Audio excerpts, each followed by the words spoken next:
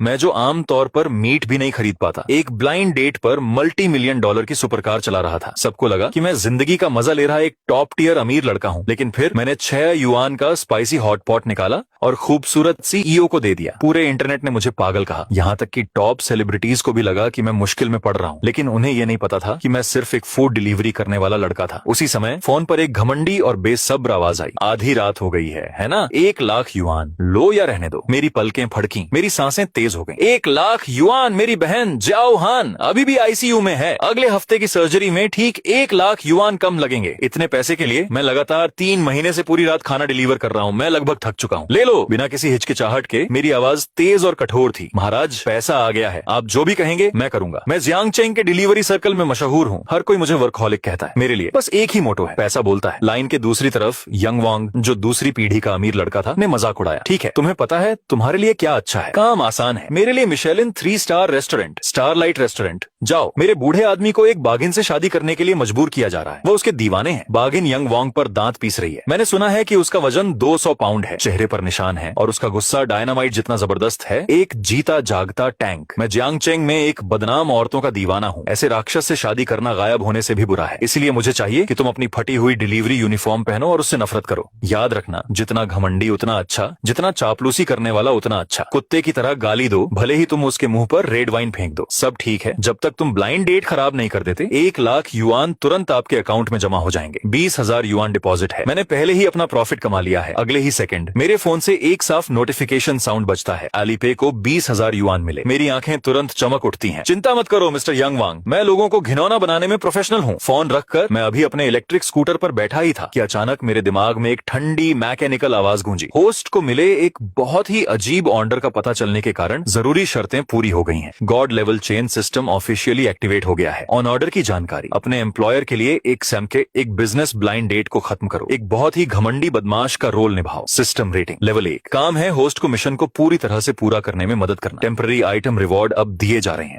एक top tier supercar, एक कोनिग्सेक ghost addition, 2 घंटे के लिए टेम्पररी इस्तेमाल के अधिकार के साथ। 2 ऑनरा स्किल, गॉड लेवल का डोमिनियरिंग सीईओ ऑनरा जो पैसिवली ट्रिगर होता है और एक बहुत पावरफुल ऑनरा बनाता है जो आपके आसपास के लोगों के डायमेंशन को कम करता है। 3 mission exclusive high ground, Armani lips, हाथ से बना डार्क नाइट सूट और स्नैक्स का एक सेट। मैं पूरी तरह से हैरान था। सिस्टम, बेशक मैं जानता हूँ कि इसका क्या मतलब है। इससे पहले कि मैं संभल पाता, मैंने जो पीली डिलीवरी यूनिफॉर्म पहनी थी, जो लगभग पसीने की बदबू से भीगी हुई थी, अचानक एक हल्की सफेद रोशनी में गायब हो गई। उसकी जगह एक परफेक्टली सिलवाया हुआ, एकदम defined top tier handmade suit था, जिसके कपड़े पर गहरे सुनहरे पैटर्न बह रहे थे। मैं जो सालों की कड़ी मेहनत की वजह से झुका हुआ था, तुरंत सीधा हो गया। गॉड लेवल के डोमिनियरिंग सीईओ ऑनरा के बढ़ने से मेरा ऑनरा जबरदस्ती बढ़ा हुआ लग रहा था। मेरा पहले से ही हैंडसम और मजबूत चेहरा अब एक ठंडी और अलग हवा दे रहा था। दबाव का एहसास जैसे अनगिनत लोगों की किस्मत को कंट्रोल कर रहा हो। उसके बाद एक पुराने जानवर की धीमी दहाड़ जैसी हल्की दहाड़, एक बम फटा और एक कोएनिग्सेक सुपरकार अचानक से प्रकट हो गई। दुनिया भर में सिर्फ 6 कोएनिग्सेक बनाई गई, जिनकी कीमत 120 मिलियन थी। सड़क पर पैदल चलने वाले लोग उसकी आवाज से कांप उठे और एक साथ अपना सिर घुमाने लगे। फिर सब हैरान रह गए। हे भगवान, ये तो एक भूतिया कार है। क्या यह कार असली है? जियांगचेंग का सबसे अमीर आदमी भी इसे नहीं खरीद सकता। उस आदमी को देखो, हे भगवान, वो कितना हैंडसम है। उसका ऑनरा डरावना है, मैं उसकी आंखों में देख भी नहीं सकती। पास से गुजर रही कई जवान लड़कियां चिल्लाईं, उनके पैर कांप रहे थे। मैंने एक गहरी सांस ली,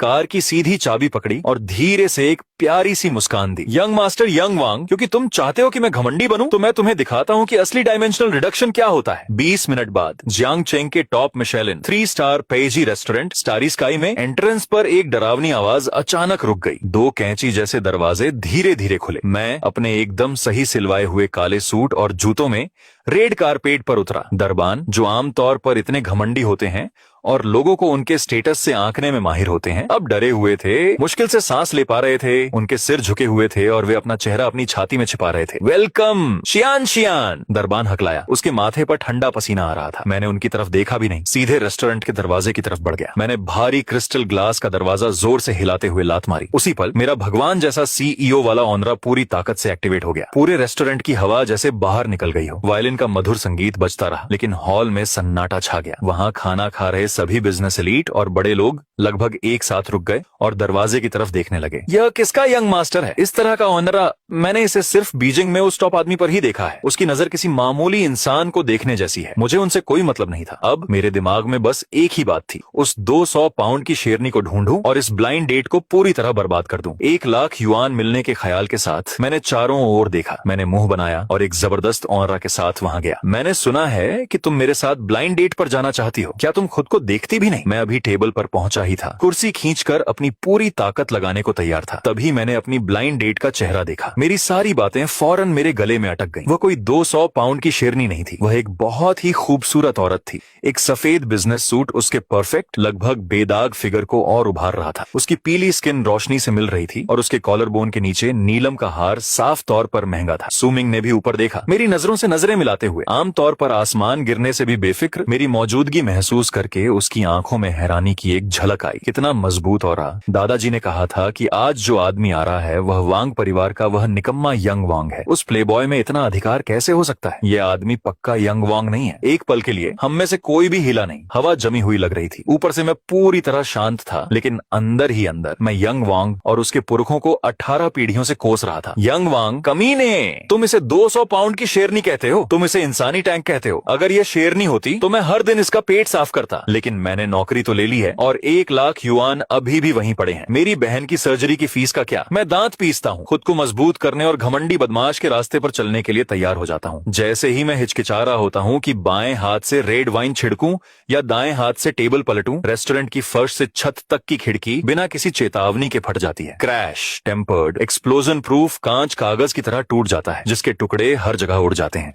1 सेकंड में यह एक शानदार मिशेलिन स्टार वाला रेस्टोरेंट है जो किसी मैगजीन कवर के लायक है। अगले ही पल यह पूरी तरह से अफरा तफरी का माहौल बन जाता है। चीखें, टेबल और कुर्सियां पलट गईं, कांच टूट गए, सब एक साथ उलझ गए। धमाका, धमाका, धमाका। 3 गोलियां चलीं, जिससे छत पर लगा बड़ा क्रिस्टल का झूमर टूट गया। कांच के टुकड़े फट गए और काले डाकुओं के मास्क पहने 5 हट्टे कट्टे आदमी टूटी हुई खिड़की के बाहर से अंदर घुसे। उनके शरीर धारदार हथियारों से ढके हुए थे। हाथ में AK और कमर पर एक चमकता हुआ मिलिट्री माशेटे पकड़े हुए वह चिल्लाया, चुप रहो। सबने हैरान होने का नाटक किया, अपना सिर ढक लिया और चीखते हुए जमीन पर गिर पड़े। पूरा कमरा तुरंत शांत हो गया। सभी सोशलाइट और लेडीज पीली पड़ गईं, जमीन पर कांप रही थीं, सांस लेने में भी डर रही थीं। सुमिंग का चेहरा भी पीला पड़ गया। उसे शॉपिंग मॉल की गला काट दुनिया और असल जिंदगी के गुंडों की आदत थी, लेकिन यह पहली बार था जब उसने ऐसी किसी चीज का सामना किया था। उसने मेरी तरफ देखा और फिर वह जम गई। मैं घबराया नहीं, मैंने बस थोड़ा सा मुंह बनाया, जैसे मैं बस इस बात से नाराज था कि उन्होंने मेरी परफॉर्मेंस में रुकावट डाली। मिशेलिन ने पाया कि होस्ट को एक आम परेशानी हो रही थी। हार्डकोर लाइफ क्राइसिस एक इमरजेंसी प्रोटेक्शन मैकेनिज्म को ट्रिगर करता है। अपने आप एक गॉड लेवल स्नैक स्किल जारी करना, मास्टर लेवल सूट ठग फाइटिंग टेक्निक, अपने आप गॉड लेवल स्नैक आइटम जारी करना, एब्सोल्यूट कंजर्वेशन शील्ड 3 मिनट तक चलने वाला। जैसे ही सिस्टम नोटिफिकेशन बजा, मुझे अपने अंगों में एक हिंसक लगभग विस्फोटक ताकत महसूस हुई। अनगिनत लड़ाई और क्लोज क्वार्टर कॉम्बैट टेक्निक सीधे मेरी मसल मेमोरी में उकेरी हुई लग रही थी। इस पल मैं अब 1 लाख युआन के लिए टेकआउट देने वाला कोई नहीं, बल्कि एक शानदार किलिंग मशीन था जो अनगिनत खतरनाक स्थितियों से निकला था। धत तेरे की, यह नौकरी सच में बहुत फायदेमंद है। एक हट्टा कट्टा डाकू एक लाश को मुक्के से उड़ा रहा था। अचानक उसकी नजर सुमिंग पर पड़ी। अपनी अस्त व्यस्त हालत में भी सुमिंग अभी भी बहुत खूबसूरत थी, खासकर उसके गले में नीलम का हार जो बहुत कीमती लग रहा था। डाकू की आंखों में तुरंत लालच और बुरे विचार चमक उठे। वह हाथ में बंदूक लेकर आगे बढ़ा। हे बेहतरीन खूबसूरती, वो नेकलेस उतारो, मुझे तुम्हारा थोड़ा और फायदा उठाने दो। उसने सुमिंग की गर्दन पकड़ने के लिए हाथ बढ़ाया। सुमिंग ने अपनी आंखें बंद कर ली। अगले ही पल फुस मेरे लंबे मजबूत हाथ ने, जिसके पोर साफ थे, डाकू की कलाई को लोहे के क्लैंप की तरह पकड़ लिया। डाकू हैरान रह गया, ऊपर देखा और मेरी उन ठंडी आंखों से मिला। अपना गंदा हाथ हटाओ। डाकू दहाड़ा, अपनी बंदूक की बट उठाकर मेरा सिर फोड़ने लगा। क्रैक, उसकी कलाई के हल्के से मोड़ से वह मोटा हाथ प्रेटजेल की तरह टूट गया। मैंने अचानक उसे रोक दिया, जिससे वह पूरी तरह से बेबस हो गया। डाकू दर्द से चिल्लाया, लेकिन चीखें अचानक बंद हो गईं। मैंने एक हाथ से खूबसूरती से अपनी टाई खोली। गहरे काले धागे वाली टाई तुरंत मेरे हाथ में फड़फड़ा उठी। एक तेज हरकत के साथ मैंने टाई को डाकू की गर्दन के चारों ओर ठीक से लपेट दिया। मेरा घुटना उसके घुटने से दबा पीछे और एक तेज खिंचाव के साथ ग्रम्बल, एक ऐसी आवाज जिससे रीढ़ की हड्डी में सिहरन दौड़ गई। हथियार बंद डाकुओं में से एक जमीन पर गिर पड़ा, बिना हिले डुले। यहाँ तक कि लीडर स्कारफेस भी गुस्से से अंधा हो गया था। उसे यकीन नहीं हो रहा था कि एक खास सूट पहना हुआ आदमी जो किसी टॉप CEO जैसा दिख रहा था, इन बेताब अपराधियों से ज्यादा बेरहम हो सकता है। फायर, उसे मार डालो। बाकी 3 डाकुओं ने एक साथ अपनी बंदूकें घुमाई, लेकिन मैं कहीं ज्यादा तेज था। मैंने अपने सामने रखी सैकड़ों पाउंड की पत्थर की कब्र वाली टेबल को लात मारी। बूम! टेबल तोप के गोले की तरह उड़ी, जिससे 2 डाकू तुरंत गिर गए और जमीन पर गिर गए। उसी सेकंड मैं कवर का इस्तेमाल करके पास आ गया। एक तेज और शानदार किक से मैंने हवा में एक साफ लाइन खींच दी। मैंने अपनी सूट जैकेट के बटन भी नहीं खोले थे। मेरी हरकतें आसान और सटीक थीं, फिर भी हर वार में पूरा दबदबा था। सीने पर कोहनी का एक जोरदार वार तीसरे डाकू के सीने में लगा। धमाका! वह आदमी पीछे की ओर उछला। शराब की अलमारी टूट गई और वह तुरंत बेहोश हो गया। सन्नाटा। पूरा रेस्टोरेंट अजीब तरह से शांत था।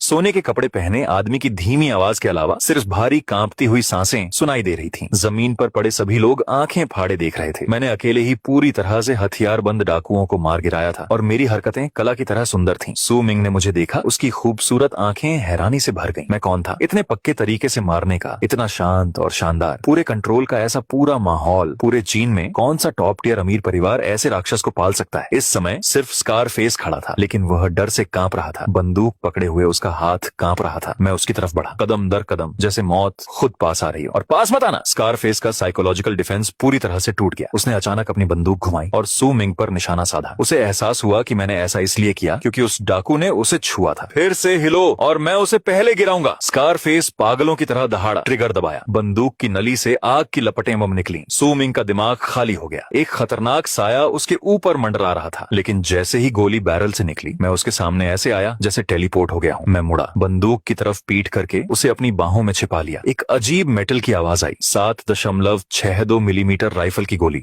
जो इंसान के शरीर को भेद सकती थी, मेरे सूट जैकेट के पिछले हिस्से पर ऐसे लगी जैसे किसी अदृश्य स्टील की दीवार से टकराई हो। गोली तुरंत खराब हो गई। कालीन पर हल्की क्लिक की आवाज के साथ लटक गई। मेरा शरीर हिला तक नहीं। पूरा कमरा पूरी तरह से पागल हो गया। स्कारफेस खराब गोली को ध्यान से देख रहा था, जैसे उसने कोई भूत देख लिया हो। अगले ही पल वह घुटनों के बल गिर गया। उसकी जांघें तुरंत भीग गईं। एक भूत! मैंने धीरे से अपना सिर घुमाया। उसकी तरफ देखने की भी जहमत नहीं उठाई, बस अपनी उंगली से एक झटका मारा। मेज पर रखा एक चांदी का कांटा तुरंत एक ठंडी चमक में बदल गया, जो ठीक उसकी कलाई में लगी जहां उसने बंदूक पकड़ी थी। उसका पूरा हाथ उसके पीछे दीवार से चिपक गया था। बचा हुआ गोंद फिर से फट गया, लेकिन संकट पूरी तरह से खत्म हो गया था। डाकुओं के खिड़की तोड़कर पूरी तरह से खत्म होने तक 3 मिनट बीत चुके थे। मैंने नीचे देखा, ली वेई की अस्त व्यस्त आस्तीन से अपनी पकड़ हटाई और वापस सू मिंग की ओर देखा। सू मिंग मेरी ओर देख रही थी। उसकी नजरें वहीं टिकी हुई थीं, मुझ पर। 20 साल से ज्यादा समय से जमा हुआ उसका दिल बुरी तरह टूट गया था, लगभग बेकाबू होकर धड़क रहा था। उसने अपना मुंह खोला। उसकी आवाज, हैरानी की बात है कि गहरी थी। उसके लगभग परफेक्ट चेहरे को देखकर मैंने मन ही मन आह भरी। मैं बदमाश कैसे बन सकता हूँ? मैं होंग जानकिन को कैसे पा सकता हूँ? मैं सच में उसे किस करने की हिम्मत नहीं कर पा रहा हूँ। तो बड़ी बेपरवाही से मैं मुड़ गया, उसे एक ठंडे चेहरे के साथ छोड़कर, और धीमी, थोड़ी अफसोस भरी आवाज में कहा, तुम बहुत सुंदर हो। मैं ये रोल नहीं ले रहा हूँ। ये कहकर मैं बिना पीछे देखे रेस्टोरेंट से बाहर चले गए।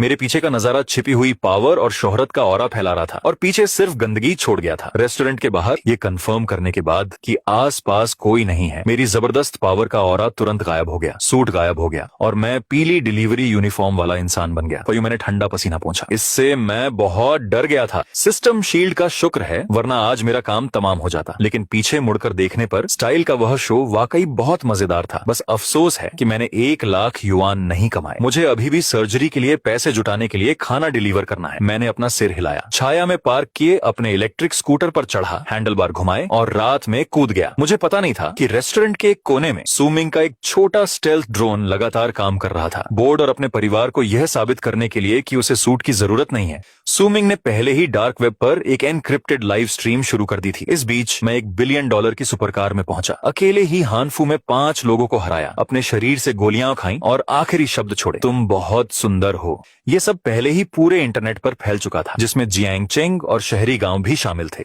तंग और अंधेरे किराए के घर में कमरे में अचार वाले पत्ता गोभी नूडल्स की खुशबू के साथ एक खुशबू हवा में फैल गई। मैंने बड़ी सफाई से इंस्टेंट नूडल सीजनिंग का पैकेट खोला, उसे एक कागज के कटोरे में डाला, गर्म पानी डाला और ढक्कन को एक पीली पड़ चुकी सेकंड हैंड किताब से दबा दिया। अभी आधे घंटे पहले मैं एक मिशेलिन स्टार रेस्टोरेंट में बेमिसाल मास्टरमाइंड था। हानफू में एक औरत को आसानी से काबू में कर रहा था, 120 मिलियन युआन की घोस्ट स्पोर्ट्स कार चला रहा था और 1 अरबपति महिला सीईओ का दिमाग खराब कर रहा था। और अब मैं अभी भी वही डिलीवरी ड्राइवर हूँ जो 1 लाख युआन की सर्जरी फीस की चिंता कर रहा है। एक सॉसेज भी नहीं खरीद सकता। Beep beep beep. जैसे ही मैं अपना कांटा उठाने वाला था, मेरे बेड साइड टेबल पर रखा पुराना एंड्रॉइड फोन अचानक जोर से वाइब्रेट करने लगा, जैसे उस पर कोई भूत सवार हो। नोटिफिकेशन मुझ पर बरस पड़े और पॉपअप आते रहे। पुराने फोन की स्क्रीन बहुत गर्म हो रही थी, जैसे अभी फटने वाली हो। क्या बकवास है, ये इन्फेक्टेड है। मैंने भौहें चढ़ाई और अपना फोन उठाया। धमाका सबसे हैंडसम और रहस्यमयी बेवकूफ की तलाश। धमाका नंगे हाथों से एक मोटे आदमी को काबू करना। असली सूट पहने गुंडे। हॉट अरबपति आइस क्वीन सीईओ सू मिंग का जबरदस्ती शादी का लाइव स्ट्रीम। अचानक एक बेमिसाल मर्द भगवान को सामने लाता है। तुम बहुत खूबसूरत हो वाली बात वायरल हो गई,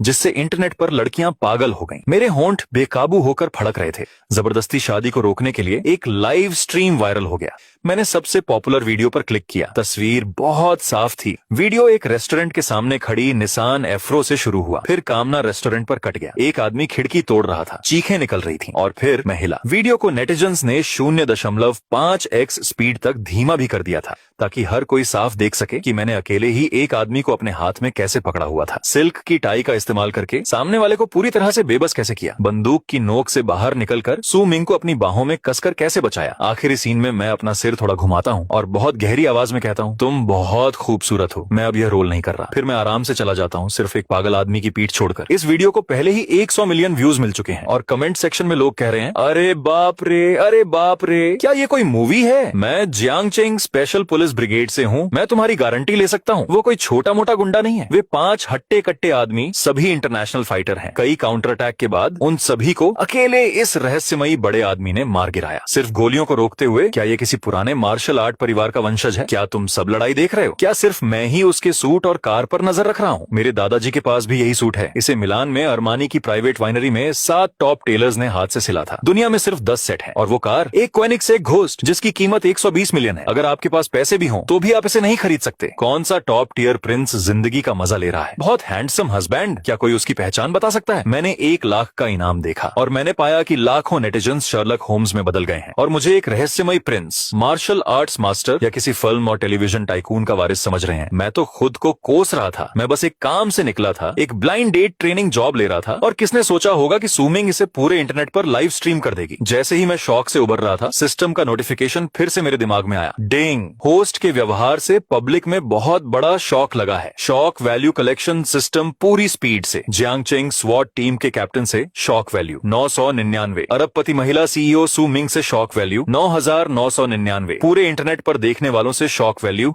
1000, 1000, 1000। सिस्टम पैनल पर नंबर तेजी से उछले। 10,000, 1 लाख, 5 लाख, 1000, आखिर में बढ़कर 15 लाख हो गए। डिंग, बधाई हो host, total shock value 15 lakh point से ज्यादा हो गई है। सिस्टम शॉप ऑफिशियली खुल गई है। होस्ट शॉप में किसी भी परमानेंट एबिलिटी, पैसे, लाइफ स्पैन या गॉड लेवल आइटम के बदले शॉक वैल्यू का इस्तेमाल कर सकता है। मेरी सांस लगभग रुक गई थी। अभी मुझे सबसे ज्यादा किस चीज की जरूरत है? पैसा। अपनी जान बचाने के लिए पैसा। बिना किसी हिचकिचाहट के मैंने अपने दिमाग से सिस्टम की दुकान खोली। सिस्टम, नकदी के लिए विनिमय। डिंग, मेजबान की जरूरतों का पता चला। 5 लाख शॉक पॉइंट्स का उपभोग करना। 2 मिलियन RMB के लिए एक्सचेंज किया गया। विदेशी ऑफशोर फंडों के माध्यम से सिस्टम द्वारा फंड को कानूनी रूप से लॉन्ड्रिंग किया गया है। टैक्स स्वचालित रूप से भुगतान किए गए हैं, बिल्कुल सुरक्षित। अगले ही second Agriculture Bank of China का एक टेक्स्ट मैसेज मेरे फोन पर आया। 4399 में समाप्त होने वाले मेरे खाते में 15 अगस्त को 23:12 पर 2 मिलियन RMB प्राप्त हुए। वर्तमान शेष 2,01,250 RMB। 2 मिलियन। मैंने शून्य की उस स्ट्रिंग को गौर से देखा। मेरी आंखें तुरंत लाल हो गईं। जो लोग बार बार वास्तविकता से कुचले नहीं गए हैं, उन्हें पता नहीं है कि यह धनराशि कितनी भारी है, लेकिन अब सर्जरी की फीस है और सबसे अच्छा फॉलो अप न्यूट्रिशन फीस भी है। मैं इसे जियांगचेंग के सबसे अच्छे स्पेशल केयर वार्ड में भी ट्रांसफर कर सकता हूँ। आखिरकार भगवान ने मुझे नहीं मारा।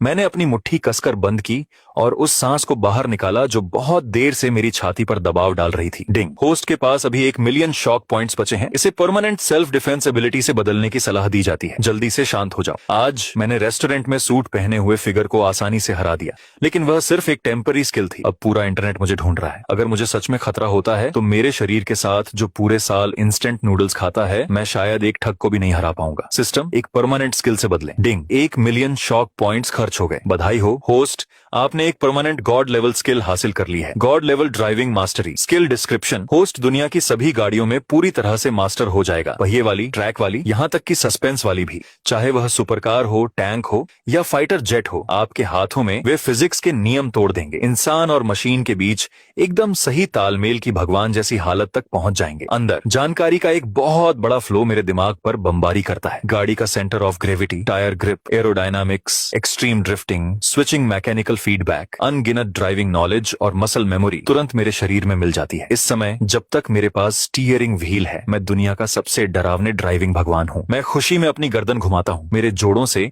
एक तीखी चटकने की आवाज आती है। पैसा मेरे अकाउंट में है और स्किल आपकी है। आखिरकार मैंने दिन की अपनी पहली सच्ची रिलैक्स्ड स्माइल दिखाई। लेकिन स्माइल अभी बनी भी नहीं थी कि अचानक कमजोर बेचारा सिक्योरिटी दरवाजा जोर से लात मारकर खोला गया, जिससे दीवारों से प्लास्टर गिरने लगा। तुरंत एक गुस्से वाली चीख सुनाई दी, लिंचेन, कमीने, यहाँ से निकल जाओ। यह चीख इतनी घमंडी थी कि ऐसा लगा जैसे छत उड़ गई हो। मेरी मुस्कान तुरंत गायब हो गई, मेरी आंखें ठंडी हो गईं। मैं पास गया और सिक्योरिटी दरवाजा खोल दिया। बाहर यंग वांग खड़ा था। उसने फूलों वाली शर्ट, मोटी सोने की चेन पहनी हुई थी और उसका चेहरा गुस्से से भरा हुआ था। उसके पीछे 3 बॉडीगार्ड थे, हर एक 6 फीट से ज्यादा लंबा था। यंग वांग अंदर गया और अपने हाथ से नाटकीय ढंग से अपनी नाक पर पंखा झलने लगा। उसका चेहरा नफरत से भरा हुआ था। ये कैसी झोपड़ी है, इसमें मरे हुए चूहों और इंस्टेंट नूडल्स की बदबू आ रही है। इससे तो सुअरों का बाड़ा भी अच्छा है। उसने दरवाजे के पास कूड़ेदान को लात मारते हुए कहा। उसका घमंड चरम पर था। लिंचेन, क्या तुम जीने से थक गए हो? यंग वांग के चेहरे का भाव अचानक बदल गया। मेरी तरफ उंगली उठाकर गाली देते हुए, मैंने तुम्हें डिपॉजिट दिया था ताकि तुम बदमाश बन सको और सू मिंग के परिवार की उस शेरनी से नफरत कर सको। और तुम कहाँ हो? मैं सड़क के उस पार कॉफी शॉप पर 2 घंटे इंतजार करता रहा और तुम्हारी परछाई तक नहीं देखी। मुझे मुड़ना पड़ा और सू मिंग के परिवार को खड़ा करने के लिए मेरे पापा से बहुत डांट पड़ी, क्योंकि सू मिंग का लाइव स्ट्रीम कैमरा हमेशा यंग वांग पर लॉक रहता था और साथ ही उस जबरदस्त और हाई फैशन कॉस्ट्यूम के साथ यंग वांग ने इसे अपने सामने वाले बेचारे डिलीवरी मैन से बिल्कुल भी नहीं जोड़ा। उसके हिसाब से सिर्फ एक ही पॉसिबिलिटी थी, मैं पैसे लेकर आधे रास्ते से भाग गया। यंग वांग को और गुस्सा आया। उसने हाथ उठाकर अपने पीछे खड़े 3 बॉडीगार्ड्स पर चिल्लाया, इसे तोड़ दो, इस पूरे घर को तोड़ दो और इस लड़के की टांगे तोड़ दो। इसने मेरे पैसे लेने की हिम्मत की और काम नहीं किया। मैं इसे 10 गुना ज्यादा थूकने पर मजबूर करूंगा। हाँ, छोटे मालिक। तीनों हट्टे कट्टे आदमी मुस्कुराए और अपनी मुट्ठियां भींच ली, जिससे चटकने की आवाज आई और कदम दर कदम मुझे घेर लिया। अगर ये आधा घंटा पहले होता तो शायद मैं सच में 2 बार सोचता, लेकिन अब मैंने सिस्टम की शुरुआत का अनुभव किया है।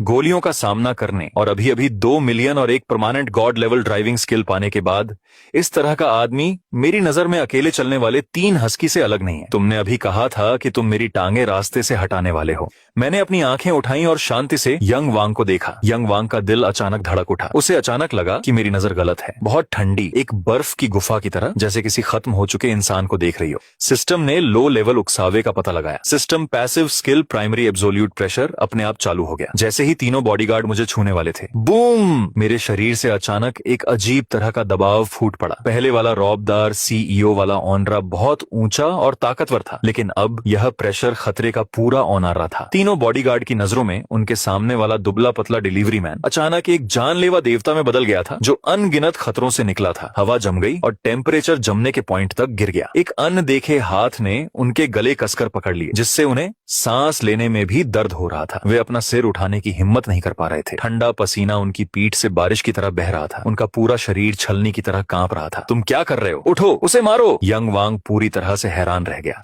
वह आगे बढ़ा और बॉडीगार्ड को पीठ पर लात मारी, लेकिन वे तीनों वहीं चिथड़े की तरह पड़े रहे। आवाज निकालने की हिम्मत नहीं कर रहे थे, क्योंकि सिर्फ उन्हें पता था कि अगर उन्होंने हिलने की हिम्मत की तो मैं सच में उन्हें पूरी तरह गिरा दूंगा। मैंने जमीन पर पड़े कचरे को नजरअंदाज किया और सीधे यंग वांग की ओर एक एक कदम बढ़ाकर चला। और पास मत आना। यंग वांग आखिरकार घबरा गया। मेरे हर कदम के साथ उसे ऐसा लग रहा था जैसे कोई पत्थर उसकी छाती पर दबा हुआ है, जिससे सांस लेना मुश्किल हो रहा था। और उसके पैर ऐसे लग रहे थे जैसे उनमें सीसा भरा हो, और वह भाग नहीं पा रहा था। मैं उसके पास गया, उसे नीचे देखा और फिर वह टूटा हुआ एंड्रॉयड फोन बाहर फेंक दिया। मेरी उंगलियां उस स्क्रीन पर उड़ रही थी और एक भगवान लेवल के हैकर ने एक्टिवेट करने के लिए टेम्पररी तौर पर 10 सेकंड उधार लेने की एबिलिटी में मास्टरी कर ली। इस तरह के सिस्टम के लिए, जो एक लोअर डायमेंशन है, थोड़ी सी पावर उधार लेना भी असली दुनिया के सभी फायरवॉल को तोड़ने के लिए काफी है। सिर्फ 2 सेकंड में मैंने सीधे यंग वांग के इंटरनल सिस्टम, लेटेस्ट आईफोन के अंदरूनी सिस्टम को हैक कर लिया। यंग वांग अभी भी जिद कर रहा था, तुम इस बेकार फोन से क्या दिखा रहे हो? मैं तुम्हें चेतावनी दे रहा हूँ, मेरे पापा वांग के रियल एस्टेट के चेयरमैन हैं। तुमने मेरे सिर का एक बाल भी छूने की हिम्मत की। मैंने यंग वांग को टोकते हुए मजाक उड़ाया। मैंने सुना है तुम्हें नाइट क्लब जाना, उस तरह की घटिया पार्टियां होस्ट करना और यादगार चीजों के लिए चुपके से वीडियो बनाना पसंद है। यंग वांग का चेहरा तुरंत पीला पड़ गया। तुम क्या बकवास कर रहे हो? तुम्हें कैसे पता चला? मुझे न सिर्फ वो पता था, बल्कि मैंने तुम्हारे लिए एक फोटो एल्बम भी ऑर्गेनाइज किया था। मैंने शांति से कहा, स्क्रीन पर हल्के से थपथपाते हुए। मैंने अभी तुम्हारे लिए ये हाई डेफिनेशन वीडियो पैक किए हैं और उन्हें तुम्हारे वांग के board of directors, Jiangcheng socialite group और तुम्हारी मंगेतर के वीचैट पर भेज दिया है। क्या? यंग वांग को ऐसा लगा जैसे उस पर बिजली गिर गई हो। उसने घबराकर अपना फोन निकाला और फिर वह पूरी तरह से क्रैश हो गया। उसने अपने सबसे एनक्रिप्टेड फोल्डर में जो वीडियो लॉक किए थे वे अलग अलग ग्रुप चैट में बहुत तेजी से आ रहे थे। उसका फोन तेजी से वाइब्रेट करने लगा। कॉलर आईडी पर चेयरमैन फादर लिखा था। यंग वांग ने कांपते हुए जवाब दिया। अगले ही पल दूसरी तरफ से एक जोरदार आवाज आई, यंग वांग, तुम जानवर हो, तुमने परिवार को बदनाम कर दिया है। बोर्ड में हंगामा हो रहा है, अभी पुरानी हवेली में वापस जाओ, मैं आज तुम्हारी टांगे तोड़ दूंगा। डैड, मैं समझाता हूँ, ये एक हैकर है, किसी ने मुझे हैक कर लिया है। इससे पहले कि वह पूरी बात कह पाता, फोन उसके हाथ से फिसल गया। उसने मेरी तरफ देखा, उसका चेहरा पीला पड़ गया था। उस पल उसे आखिरकार समझ आया कि उसने टिन की प्लेट पर नहीं बल्कि स्टील की प्लेट पर लात मारी थी। एक स्टील की प्लेट जो उसके पूरे परिवार को चकनाचूर कर सकती थी। यह कंगाल सा दिखने वाला डिलीवरी मैन बिल्कुल भी नुकसान नहीं पहुंचाने वाला था। मेरा हमला एकदम सही और बेरहम था। एक ही वार ने उसके दिल को छेद दिया, उसकी पूरी जिंदगी को छेद दिया। दवा हो जाओ। मैंने अपनी आंखें थोड़ी सी कोट ली। मेरी आवाज इतनी शांत थी जैसे मक्खी भगा रहा हूँ। मैं तुम्हें बाद में इंस्टेंट नूडल्स खिलाऊंगा। यंग वांग पूरी तरह टूट गया और एक डरावनी चीख निकली, शैतान, तुम शैतान हो। ये कहकर वह अपने बॉडीगार्ड्स को छोड़कर किराए के कमरे से बाहर निकल गया। बेकार। मैंने बेरुखी से 2 शब्द कहे, अपने मालिक का फोन लो और वापस ले आओ। जमीन पर घुटनों के बस बैठे 3 बॉडीगार्ड्स को लगा जैसे उन्होंने कैमरे की रिकॉर्डिंग सुन ली हो। वे फोन उठाने के लिए भागे और घबराकर भाग गए। किराए का कमरा आखिरकार शांत हो गया। मैंने दरवाजा बंद किया, टेबल की तरफ गया और अपने नूडल्स का कटोरा खाने ही वाला था। अचार वाले पत्ता गोभी के नूडल्स जो पहले से ही भीगने से फूले हुए थे, अब शहरी गांव की इस भीड़ भरी और टूटी फूटी गली के एंट्रेंस पर रखे थे। यंग वांग के भागने के 5 मिनट से भी कम समय में एक 6 मीटर लंबी एकदम काली रोल्स रॉयस फैंटम, जिससे ऐसी शान थी कि सांसें थम सी जाती थीं, चुपचाप रुक गई। हुड पर एक चमकदार ठंडी सुनहरी लाइसेंस प्लेट लटकी हुई थी।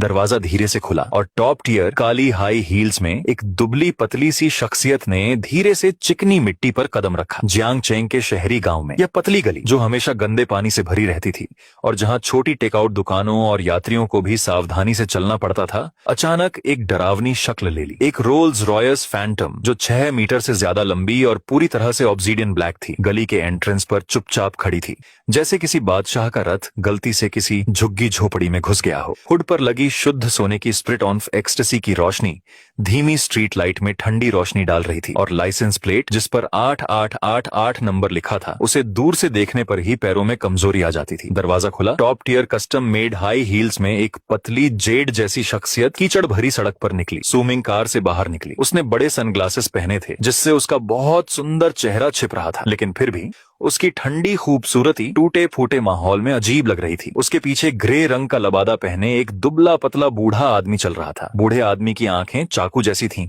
उसकी कनपटी उभरी हुई थी और वह चुपचाप चल रहा था। मास्टर फू, डार्क मिरर सेक्ट के असली मास्टर, क्या यह सच में वह जगह है? मिस, मास्टर फू ने अपने आसपास की टूटी फूटी इमारतों को देखते हुए भौहें चढ़ाईं। उसकी आवाज में कंफ्यूजन था। ड्रोन ने जो आखिरी सिग्नल पकड़ा था वह सच में इसी इलाके में गायब हो गया था, लेकिन हम अपने नंगे हाथों से हान डाकुओं को पूरी तरह से बेबस नहीं कर सकते थे। एक बेमिसाल मालिक जो अपने नंगे शरीर से राइफल की गोलियों को रोक सकता था, ऐसी जगह पर कैसे रह सकता था? मास्टर फू, आप समझ नहीं रहे हैं। सुमिंग ने गहरी सांस ली। उसकी आंखों में एक तरह की कट्टरता चमक उठी। इस तरह जो लोग सच में सबसे ऊंचे मुकाम पर होते हैं, उन्हें अब पैसे और लग्जरी की परवाह नहीं होती। वे सादगी की ओर लौटना चाहते हैं, दुनिया के सितारों की तरह बेहतर बनना चाहते हैं। अपने सामने गंदे और टूटे फूटे शहरी गांव को देखकर उसकी आवाज और भी पक्की हो गई। यह बात कि वह आराम से 120 मिलियन युआन की घोस्ट स्पोर्ट्स कार चला सकती थी और फिर ऐसी जगह गायब हो सकती थी, यह साफ दिखाता था कि उसका लेवल आम लोगों की समझ से परे था। आज चाहे कुछ भी हो जाए, मुझे उसे ढूंढना ही होगा और खुद जाकर उसे धन्यवाद देना होगा। तभी थोड़ी दूर आगे एक टूटा फूटा लोहे का सिक्योरिटी दरवाजा अंदर से धक्का देकर खोला गया।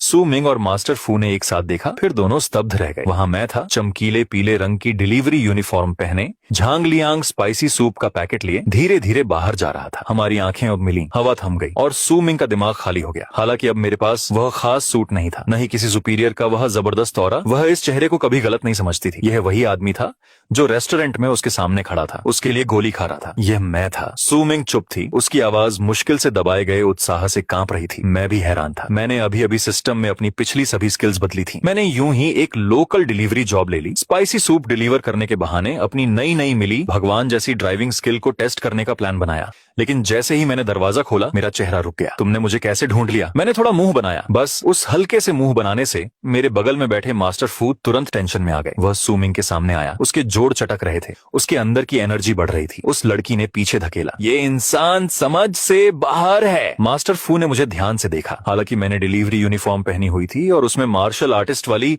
जरा सी भी वुडांग एनर्जी नहीं थी, फिर भी मास्टर फू की नजर में मैं और भी डरावना था। मैं एक ब्लैक होल जैसा था, पूरी तरह से समझ से बाहर। कोई जो अपने नंगे शरीर से गोलियों को रोक सके। अंदर की एनर्जी का कोई बड़ा मास्टर भी नहीं, बाहरी एनर्जी का तो छोड़ ही दीजिए, ऐसा कर सकता था। हालांकि सू मिंग ने मास्टर फू को एक तरफ धकेला और सीधे मेरे पास चली गई। फिर मास्टर फू की भूत जैसी नजरों के नीचे उसने बिना किसी हिचकिचाहट के 90 डिग्री झुककर मुझे प्रणाम किया। सर, आप बहुत अच्छे हैं। सू मिंग आपको कभी नहीं भूलेगी। उसने अपना सिर उठाया, उसकी आंखें तारीफ से भरी थीं। फिर उसने मेरी डिलीवरी यूनिफॉर्म पर नजर डाली। मैंने फिर से आपके हाथ में रखी मसालेदार कैंडी को देखा। बिना किसी नफरत के उसने तुरंत अपने दिमाग में पूरा सीन बना लिया।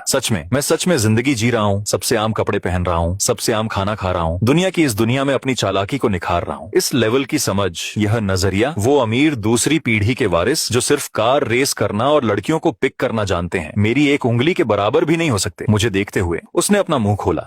असल में मैं सच में सिर्फ एक फूड डिलीवरी वाला लड़का हूँ। मैं आज एक ब्लाइंड डेट पर गया था और मैं बस किसी को डेट करने का इंतजार कर रहा था। मैं समझती हूँ, मैं सब कुछ समझती हूँ। सू मिंग ने बार बार सिर हिलाया। उसकी आंखों में पक्का यकीन था। चिंता मत करो, मैं पूरी तरह समझती हूँ। क्योंकि तुमने अपनी पहचान छिपाकर जिंदगी का खेल खेलने का फैसला किया है, इसीलिए मैं एक भी शब्द नहीं बताऊंगी। बोलते हुए वह मुझसे आधे मीटर से भी कम दूरी पर एक कदम आगे बढ़ी। एक हाई एंड कस्टम परफ्यूम की हल्की खुशबू फैल गई। सर, आपने मेरी जान बचाई। आपका एहसान चुकाने के लिए आप मुझसे कुछ भी मांग सकते हैं। सू, परिवार के आधे शेयर या मैं आपको कुछ भी दे सकती हूँ। पीछे खड़े मास्टर फू ने सीधे कहा। जियांग चेंग की नंबर 1 आइस क्वीन असल में सड़क पर एक फूड डिलीवरी वाले को खुद को ऑफर कर रही है और वह इतनी उदारता से खुद को ऑफर भी कर रही है। अगर यह बात बाहर निकल गई तो पूरी जियांग चेंग की हाई सोसाइटी में हंगामा मच जाएगा। मैं चुप हो गया। बड़ी बहन, आपको क्या पता, अगर आपकी कल्पना इतनी ही बेकाबू होती रही तो आप सच में पार्ट टाइम नॉवेल लिख सकती हैं। जैसे ही मैं मना करने वाला था, अचानक मेरे दिमाग में एक सिस्टम अलार्म बज उठा। डिंग, इमरजेंसी स्पेशल चेन वाला ऑर्डर मिला। ऑन ऑर्डर देने वाला किकी रेन का एजेंट, एक टॉप घरेलू सेलिब्रिटी, बहुत ज्यादा परेशान करने वाली हालत। ऑन ऑर्डर का कंटेंट, अंडरग्राउंड काफिले के खतरनाक घेरे से बचकर किकी रेन को बचाना। मिशन रेटिंग S लेवल, बहुत ज्यादा खतरनाक। इसमें जान और मौत का सवाल है। मिशन की जगह जियांगचेंग के 9वें डिस्ट्रिक्ट में क्यूमिंग माउंटेन की घुमावदार सड़क। ऑर्डर एक्सेप्ट करो। मेरी आंखें अचानक चमक उठी। S level mission. अभी अभी गॉड लेवल ड्राइविंग सीखी है और सोच रहा था कि प्रैक्टिस कहाँ करूं। ये ऑर्डर असल में सिस्टम ही मेरे नियमों को तोड़ रहा है। एक्सेप्ट करो। मुझे तुरंत याद आया। Ding, on order successfully accept हो गया। टेम्पररी गाड़ी, armoured bullet proof Aston Martin Valkyrie war god edition. Target location के पास एक छिपी हुई जगह पर एयर ड्रॉप किया गया। होस्ट इसे कभी भी ले सकता है। मेरी आंखें तुरंत बदल गईं। डिंग, अपनी तलवार निकालो। सू मिंग का दिल जोर से धड़का। वह नजर, मैं फिर से अपनी चाल चलने वाला हूँ। मेरे जैसे इंसान को इतना सीरियस कौन कर सकता है? सर, आपके क्या ऑर्डर हैं? सू परिवार का जियांगचेंग में कुछ असर है? कोई भी आपको नाराज करे, मैं तुरंत पूरे शहर के रिसोर्स जुटा सकती हूँ। सू मिंग ने जल्दी से कहा। उसे डर था कि कहीं वो मेरी मदद करने का मौका न चूक जाए। मैंने अपने हाथ में रखे लगभग ठंडे स्पाइसी सूप के कटोरे पर नजर डाली। फिर अपने सामने खड़ी अरबपति महिला CEO को देखा। उसका चेहरा उम्मीद से भरा था। वह किसी भी पल मेरे लिए आग पानी से गुजरने को तैयार थी। अगले ही पल मैंने स्पाइसी सूप के साथ डिलीवरी बॉक्स उसकी बाहों में दे दिया और उस बॉक्स पर मेरे डिलीवर किए गए स्पाइसी सूप का पता लिख दिया। यह कहने के बाद मैं मुड़ा और अपने पुराने इलेक्ट्रिक स्कूटर पर सवार हो गया। बिना पीछे देखे एक ही लाइन बोली, मैं एक बड़े स्टार को बचाने जा रहा हूँ। स्कूटर काला धुआं छोड़ते हुए रात में गायब हो गया और सिर्फ अरबपति CEO पहाड़ की चोटी पर खड़ी रह गई। उनके हाथ में मसालेदार कैंडी का टपकता कटोरा था। उन्हें बिल्कुल भी पता नहीं था कि क्या हो रहा है। जियांगचेंग के बाहरी इलाके में डिस्ट्रिक्ट 9 की घुमावदार पहाड़ी सड़क पर लोकल स्ट्रीट रेसर इस जगह को डेथ हिल मिंगशान कहते थे। जिसके एक तरफ खड़ी चट्टानें थीं और दूसरी तरफ गहरी खाई थी। Boom boom boom. आज रात यह पहाड़ी सड़क पूरी तरह तबाह हो गई थी। एक काली टोयोटा अल्फार्ड मिनी वैन सड़क पर बेतहाशा भाग रही थी। उसकी बॉडी पर डेंट थे, उसकी पिछली विंडशील्ड टूटी हुई थी और उसका पिछला हिस्सा लगभग पूरी तरह से तबाह हो गया था। उसके पीछे 3 बहुत ज्यादा मॉडिफाइड काली Ford F 150 Raptor pickup truck उसके पीछे पीछे आ रहे थे। स्टील बीम, मजबूत बार, बैक स्टेज एरिया और चौड़े व्हील वेल सब लोड किए गए थे। तीनों स्टील के बड़े ट्रक अपने शिकार से खेल रहे थे। बीच बीच में वैन के पिछले हिस्से से टकराने के लिए तेजी से गाड़ी बढ़ा रहे थे। धमाका! एक और जोरदार टक्कर हुई और वैन चट्टान के किनारे से फिसल गई। उसके आधे टायर हवा में लटक गए और बजरी नीचे गिर रही थी। पिछली सीट पर बेसबॉल कैप और मास्क पहनी एक छोटी सी लड़की आखिरकार टूट गई और चीख पड़ी। वह कोई और नहीं बल्कि किकी रेन थी, जो इस समय सबसे हॉट लड़कियों के ग्रुप का सेंटर थी। अंकल झांग, उनसे छुटकारा पाओ, प्लीज उनसे छुटकारा पाओ। उसने कार के दरवाजे का हैंडल कसकर पकड़ रखा था। उसका चेहरा पीला पड़ गया था, आंसू बह रहे थे। ड्राइवर की सीट पर अंकल झांग, जो उसके बॉडीगार्ड भी थे, ठंडे पसीने से भीगे हुए थे। उनके हाथ स्टीयरिंग व्हील को इतनी जोर से पकड़े हुए थे कि उनकी आवाज लगभग फट रही थी। मिस, आप उसे भगा नहीं सकती। ये कोई आम स्टॉकर फैन नहीं है, ये एक प्रोफेशनल अंडरग्राउंड कार काफिला है। किसी ने आपको किडनैप करने के लिए बहुत पैसे दिए हैं। जैसे ही उसने बोलना खत्म किया, धमाका आखिरी बार जानलेवा था। लीड रैप्टर खाड़ी में जा घुसा। उसकी भारी एंटी कॉलिजन बीम वैन के साइड डोर से टकरा गई, जिससे वह चट्टान के किनारे से आधे मीटर से भी कम दूरी पर रुक गई। 3 पिकअप ट्रक और एक साइकिल ने वैन के निकलने का कोई भी रास्ता पूरी तरह से ब्लॉक कर दिया। एक के बाद एक दरवाजे खुले और 7 या 8 हट्टे कट्टे आदमी, जिनके चेहरों पर निशान थे, स्टील के पाइप और बेसबॉल बैट लिए हुए, मुस्कुराए हुए बाहर कूदे और उसे घेर लिया। धमाका धमाका धमाका! उनमें से एक आदमी, जिसके चेहरे पर निशान था, ने स्टील के पाइप से खिड़की तोड़ दी। कांच के टुकड़े किकी रेन को चुभ गए। अच्छा बड़े स्टार, तुम भागते क्यों नहीं? जख्मी चेहरे वाले आदमी ने रियर व्यू मिरर से झांकते हुए पीछे बैठी महिला को देखते हुए कहा। डर से कांप रही किकी रेन की आंखों में एक शैतानी चमक थी जो उबकाई ला रही थी। मालिक ने केवल यह कहा था कि वह उसे जिंदा चाहता है, ऐसा नहीं कि भाई पहले कुछ मजा नहीं कर सकते। चलो उसे बाहर खींचो और करीब मत आओ, मदद करो, मदद करो। किकी रेन पूरी तरह से नियंत्रण खो बैठी। उसकी आवाज भारी हो गई, लेकिन जगह भयानक रूप से अराजक थी। पहाड़ों के अलावा कोई भी उसे सुन नहीं सकता था। चाचा झांग लड़ने के लिए दौड़ने वाले थे जब उनके सिर पर एक बार हुआ धमाका। वह करा उठे और बेहोश हो गए। जख्मी आदमी का गंदा हाथ किकी रेन की बालों की ओर बढ़ा। उसी क्षण इस दुनिया की किसी भी चीज के विपरीत एक भयानक दहाड़ अचानक दूर पहाड़ी सड़क के अंत से फूट पड़ी। यह जमीन से नीचे उड़ते हुए हवा में चीरता हुआ एक फाइटर जेट जैसा था। सबने अचानक मुड़कर देखा। अंधेरी पहाड़ी सड़क पर 2 स्टार रेड हेडलाइट्स मौत की आंखों जैसी स्कार फेस की पुतलियां सिकुड़ गईं। उसकी आवाज बदल गई। 3 सेकंड बाद स्टील का वह मॉन्स्टर आखिरकार सबकी नजरों में आ गया। ऑन रोरा सिल्वर रंग की थी, नीचे लटकी हुई, लगभग जमीन को छू रही थी। उसकी लाइनें चाकू जैसी तेज थीं। पीछे लगा बड़ा कार्बन फाइबर स्पॉइलर रात में एक खतरनाक और हिंसक माहौल दे रहा था। एस्टन मार्टिन, एक लिमिटेड एडिशन, 30 मिलियन से शुरू, और ये कोई आम वर्जन भी नहीं था। ये एक system exclusive armed and bullet proof version था। ड्राइवर की सीट पर मेरे हाथ हल्के से कार्बन फाइबर से ढके F1 स्टीयरिंग व्हील पर टिके होते थे। मेरी आंखें बर्फ की तरह ठंडी होती थी। मेरी गॉड लेवल ड्राइविंग स्किल्स को हद तक बढ़ा दिया गया था। हवा की स्पीड, टायर का टेम्परेचर, ग्रिप, लाइट स्टीयरिंग, मेरे आसपास की हर डिटेल मेरे दिमाग में डेटा में बदल गई थी। मैं और यह युद्ध का देवता पूरी तरह से एक हो गए थे। ध तेरे की, रुक जा! स्कारफेस दहाड़ा। 2-3 टन के रैप्टर्स ने एक साथ अपने एक्सेलरेटर पर जोर से दबाया, जैसे 2 पागल गैंडे मुझे बाईं और दाएं से टक्कर मार रहे हो। पहले हर कोई सोचता था कि सबसे तेज सुपरकार भी सिर्फ एक सुपरकार ही होती है। इस भारी पिकअप ट्रक से आमने सामने की टक्कर का नतीजा सिर्फ ये होगा कि वह चूर चूर होकर कबाड़ बन जाएगी। किकी रेन ने अपनी आंखें बंद कर लीं। वह नहीं चाहती थी कि कोई बेगुनाह राहगीर उसे बचाने की कोशिश में कुचल जाए। हालांकि मैं बस मुस्कुराया। खतरे से बेखबर धीमा होने के बजाय मैंने एक्सेलरेटर दबा दिया। बूम! कार एक तरफ झुक गई। 2 दाहिने पहिए भी थोड़ी देर के लिए हवा में लटक गए, एक बहुत तेज स्केल पेल की तरह। कार एक चट्टान के किनारे पर फिसलती हुई दोनों रैप्टर के बीच लगभग नामुमकिन गैप को एक जबरदस्त लेकिन शानदार चाल से काटती हुई। धमाका! दोनों रैप्टर बहुत ज्यादा शॉक थे। वे मुझे हिट नहीं कर पाए और आमने सामने टकरा गए। मेटल फटने की आवाज डरावनी थी। दोनों कारें एक साथ नीचे गिरी, हुड फट गए और घना धुआं निकला। अंदर बैठा हट्टा कट्टा आदमी रेत से ढक गया और वहीं बेहोश हो गया। हे भगवान! स्कारफेस की आंखें लगभग बाहर निकल आईं। क्या ये इंसानी तौर पर मुमकिन भी है? उसने जो पैंतरा किया उससे उसे लगा कि वह फर्स्ट एंड फ्यूरियस की फिल्म बना रहा है। इससे पहले कि वह बोलना खत्म कर पाता, मेरी एस्टन मार्टिन ने अपना जबरदस्त पैंतरा पूरा करने के बाद 1 सेकंड भी नहीं झिझकी। एक खूबसूरत 360 डिग्री स्पिन किया उसका अगला हिस्सा स्कारफेस के रैप्टर पर मजबूती से लॉक हो गया। इंजन से एक गहरी दबी हुई दहाड़, जैसे कोई जानवर ताकत इकट्ठा कर रहा हो, और उसके बाद एक भयानक टक्कर हुई। एस्टन मार्टिन एक कवच भेदी गोली की तरह एक जानवर की खतरनाक ताकत के साथ भारी पिकअप ट्रक से सीधे टकराई। एक पागल आदमी, वह एक पागल आदमी था। स्कारफेस का दिल डर से जोर से धड़कने लगा। वह इससे बचने के लिए एक तरफ हट गया।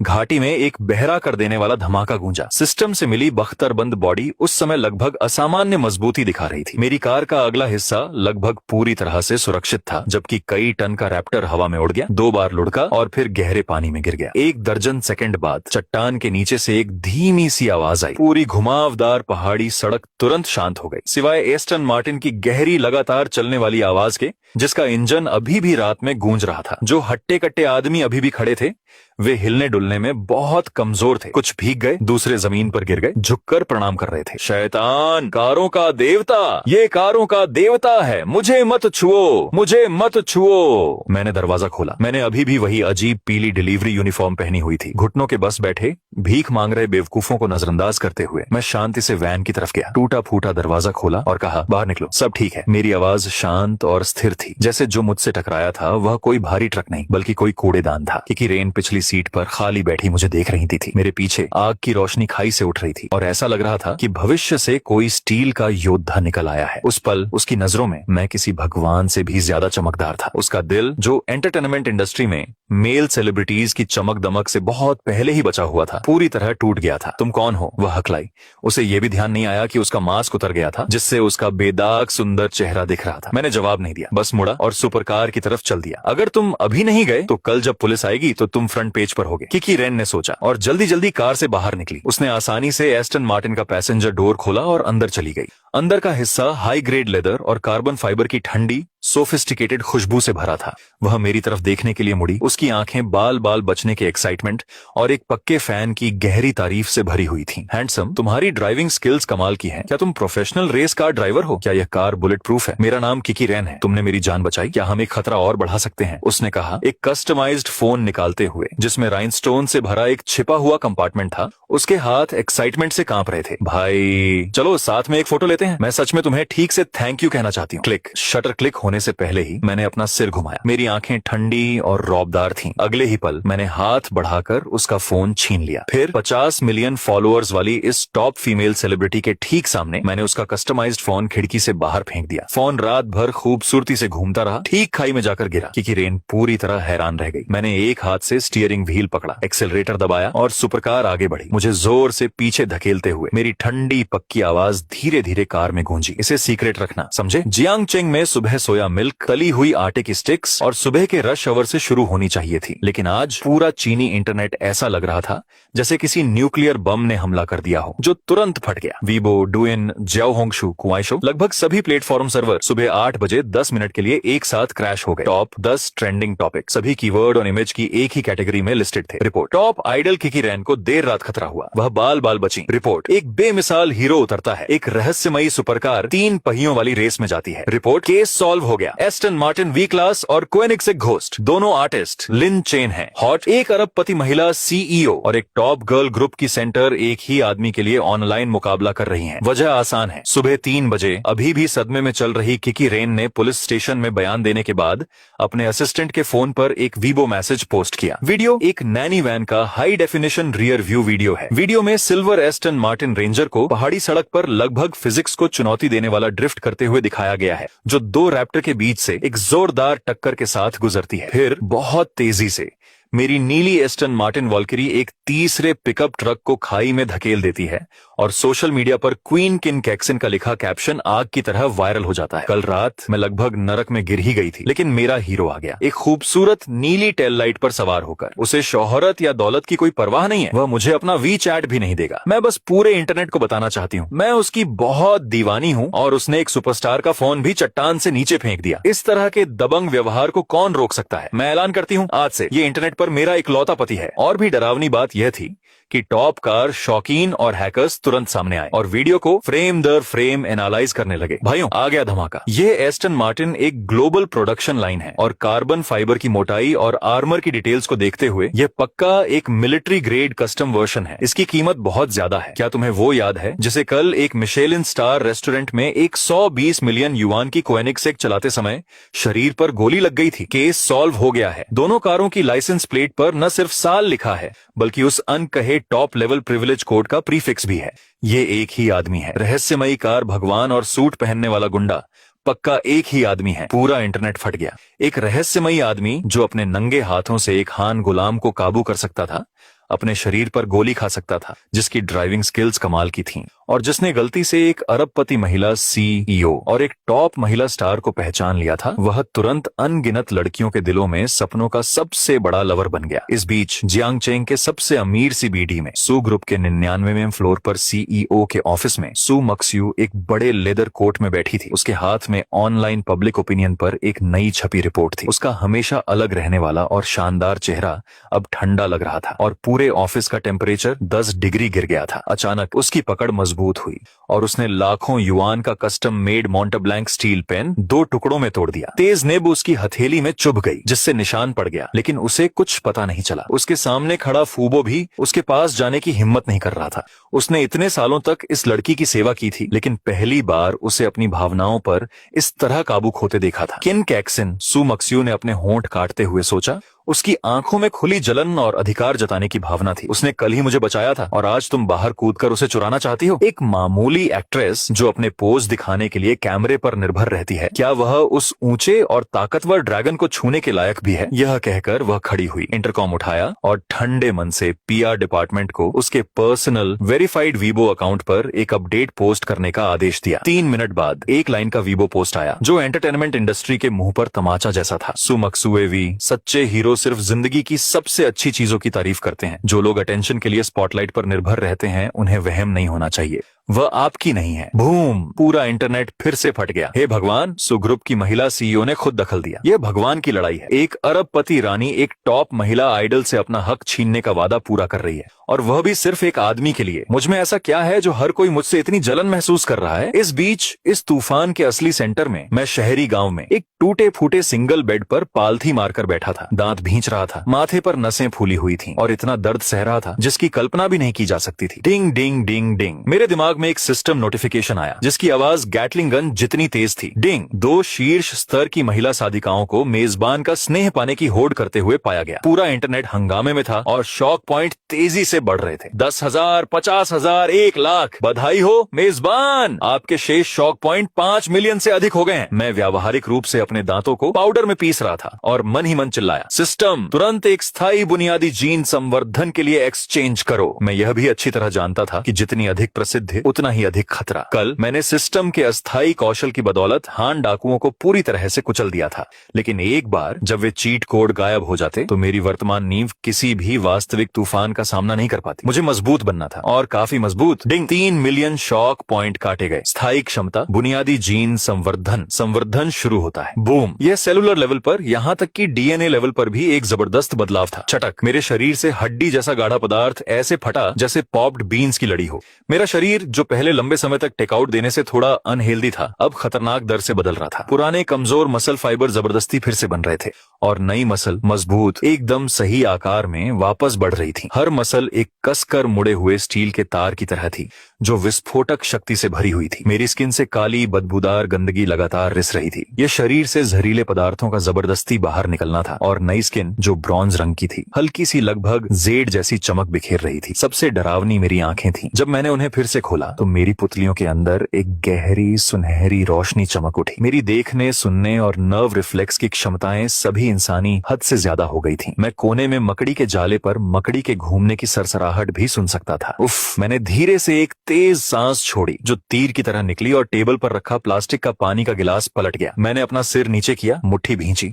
और अपने अंदर ऐसी ताकत महसूस की जो किसी आर्मर्ड गाड़ी को पलट सकती थी। मेरी आंखें धीरे धीरे चमकने लगी। क्या यह ताकत थी? मुझे यह भी लग रहा था कि अगर अगर अभी कोई गोली मेरी तरफ तेजी से आए तो मैं शायद उसे अपने नंगे हाथों से पकड़ सकता हूँ। मैं उठा, नहाने और गंदगी धोने के लिए तैयार हुआ, लेकिन तभी बेड साइड टेबल पर रखा पुराना फोन अचानक बज उठा। कॉलर आईडी पर मेरी बहन लिन या जियांगचेंग के फर्स्ट पीपल्स हॉस्पिटल से कॉल करती दिख रही थी। मेरी आंखें तुरंत झुक गईं। जब से मेरी बहन आईसीयू में भर्ती थी, मैंने बहुत समय से उससे बात नहीं की थी। मैंने सोचा कि हॉस्पिटल ने उसके लिए एक स्पेशल केयर वार्ड का इंतजाम किया होगा। मैंने फोन उठाया, मेरे होठों पर हल्की सी मुस्कान भी थी। जाओ यार, मैंने पिछले कुछ दिनों में बहुत पैसे कमाए हैं, तुम्हारी बीमारी। लेकिन अगले ही पल लाइन के दूसरी तरफ से मेरी बहन की कमजोर लेकिन खुश आवाज नहीं थी, बल्कि एक रूखी, शैतानी और उल्टी लाने वाली आदमी की पागलपन भरी हंसी थी। हे, तुम इस छोटी लड़की के भाई हो। उस डिलीवरी वाले लड़के का नाम लिंग चेन है ना? मेरे होठों पर खींची वह हंसी तुरंत गायब हो गई। उसके बाद एक डरावनी, जान से मारने की नीयत मुझसे बाहर की ओर निकली, जिससे किराए के कमरे का टेम्परेचर तुरंत बर्फ जैसा हो गया और दीवारें भी बर्फ की एक पतली परत से ढकी हुई दिखने लगी। फोन से मैं अपनी बहन की बेचैन चीखें धीरे धीरे सुन सकता था। भाई, और पास मत आना, उनके पास चाकू है, भागो। फिर एक तेज जोरदार थप्पड़ पड़ा, जिससे उसकी आवाज अचानक रुक गई। चुप हो जाओ, टैटू वाले हट्टे कट्टे आदमी ने गाली दी। फिर अपना फोन वापस मुंह के पास लगाया। बच्चे, मैंने सुना है कि तुम कल मिशेलिन रेस्टोरेंट में बहुत घमंडी थे। हमारे बॉस झाओ के नियम तोड़ रहे थे। अब तुरंत यहाँ शहर के दक्षिण में खाली पड़े स्लॉटर हाउस के अंडरग्राउंड कसिनो में जाओ। याद रखना, सिर्फ तुम। अगर तुमने पुलिस को फोन करने की हिम्मत की या 1 मिनट भी देर से आए तो मैं पहले तुम्हारी बहन का हाथ खराब कर दूंगा, फिर अपने भाइयों से उसे सबक सिखाऊंगा, समझे? हाँ। Beep beep beep. Phone cut गया। मैं वहीं खड़ा रहा, बिना हिले डुले। न मैं चिल्लाया न कुछ तोड़ा, लेकिन अगर उस समय कोई मेरे सामने खड़ा होता तो मेरी आंखें देखकर ही वह पक्का डर जाता। मेरी पुतलियां खाई की तरह काली थीं, खतरे से भरी हुई थीं। जाओ तियान बा, मैंने धीरे से कहा। तुम अपनी मौत को खुद बुलावा दे रहे हो। मेरे हाथ में पकड़ा फोन मेरी बढ़ती ताकत की रफ्तार में अपनी आखिरी चीख निकाल रहा था और पूरा फोन मेरी हथेली में प्लास्टिक और मेटल के चूर्ण में चूर हो गया, जो मेरी उंगलियों से नीचे गिर रहा था। जियांगचेंग के दक्षिण में एक खाली पड़े बूचड़खाने में, जो कभी शहर का सबसे बड़ा सुअर काटने का अड्डा था, इतने लंबे समय तक खाली रहने के बाद भी हवा में अभी भी एक सीलन भरी बदबू और सीवर की सड़ांध थी। बूचड़खाने के नीचे जियांगचेंग की सबसे अंधेरी जगह थी, शूरा अंडरग्राउंड बॉक्सिंग कसिनो। जियांगचेंग के अंडरग्राउंड सम्राट मैड डॉग झाओ तियानब्बा का अड्डा। कल रात पहाड़ी सड़क पर किन कैक्सिन पर हमला करने वाला अंडरग्राउंड काफिला झाओ तियानब्बा के ही आदमी थे। वे विदेशी कंपनियों के लिए गंदा काम करते थे, लेकिन जब वे नाकाम रहे तो मैंने उन्हें बेरहमी से खत्म कर दिया था। इस नुकसान से बहुत दुखी होकर झाओ तियानब्बा गुस्से से भर गया था। उसके हैकर्स ने शहर के सर्विलांस फुटेज को फॉलो करते हुए ध्यान से जांच की थी और आखिरकार पीली जैकेट पहने एक डिलीवरी मैन को टारगेट किया था। मुझे खुद को दिखाने के लिए मजबूर करने के लिए उसने अपने आदमियों से मेरी बहुत बीमार बहन को हॉस्पिटल से किडनैप करवा लिया था। इस बीच अंडरग्राउंड कसिनो के अंदर बीच में बने बड़े से 8 कोनों वाले लोहे के पिंजरे पर तेज स्पॉटलाइट की रोशनी पड़ रही थी। उसका फर्श गहरे लाल काले रंग का था, जिस पर खून के सड़न के निशान थे और उससे तेज बदबू आ रही थी। पिंजरे के बाहर 300 से ज्यादा बिना शर्ट के गुंडे खड़े थे, जिनके पास चाकू, लोहे के बार और ब्लैक स्टार पिस्तौल थे। सब कुछ मौजूद था। झाओ तियानब्बा बिना शर्ट के, कंधे पर एक डरावना ड्रैगन टैटू लिए एक बड़ी कुर्सी पर बैठा था और उसके हाथों में 2 लोहे के अखरोट घूम रहे थे। उसका चेहरा खतरनाक मांस से भरा हुआ था और उसकी छाती और गर्दन फूली हुई थी। उसके पैरों के पास मेरी बहन लिन या को 2 हट्टे कट्टे आदमियों ने पकड़ रखा। उसके चेहरे पर एक चमकदार लाल हाथ का निशान था और उसके होंठ पर चोट का निशान था। उसका रंग कागज जैसा सफेद था, लेकिन उसकी आंखें बेपरवाह थीं, जो मेरे आने का इंतजार कर रही थीं। मैं उसे बुरी तरह पीटूंगा, पिंजरे में डाल दूंगा। मैं चाहता हूं कि वह अपनी बहन को उसके भाइयों से बुरी तरह पिटते हुए देखे।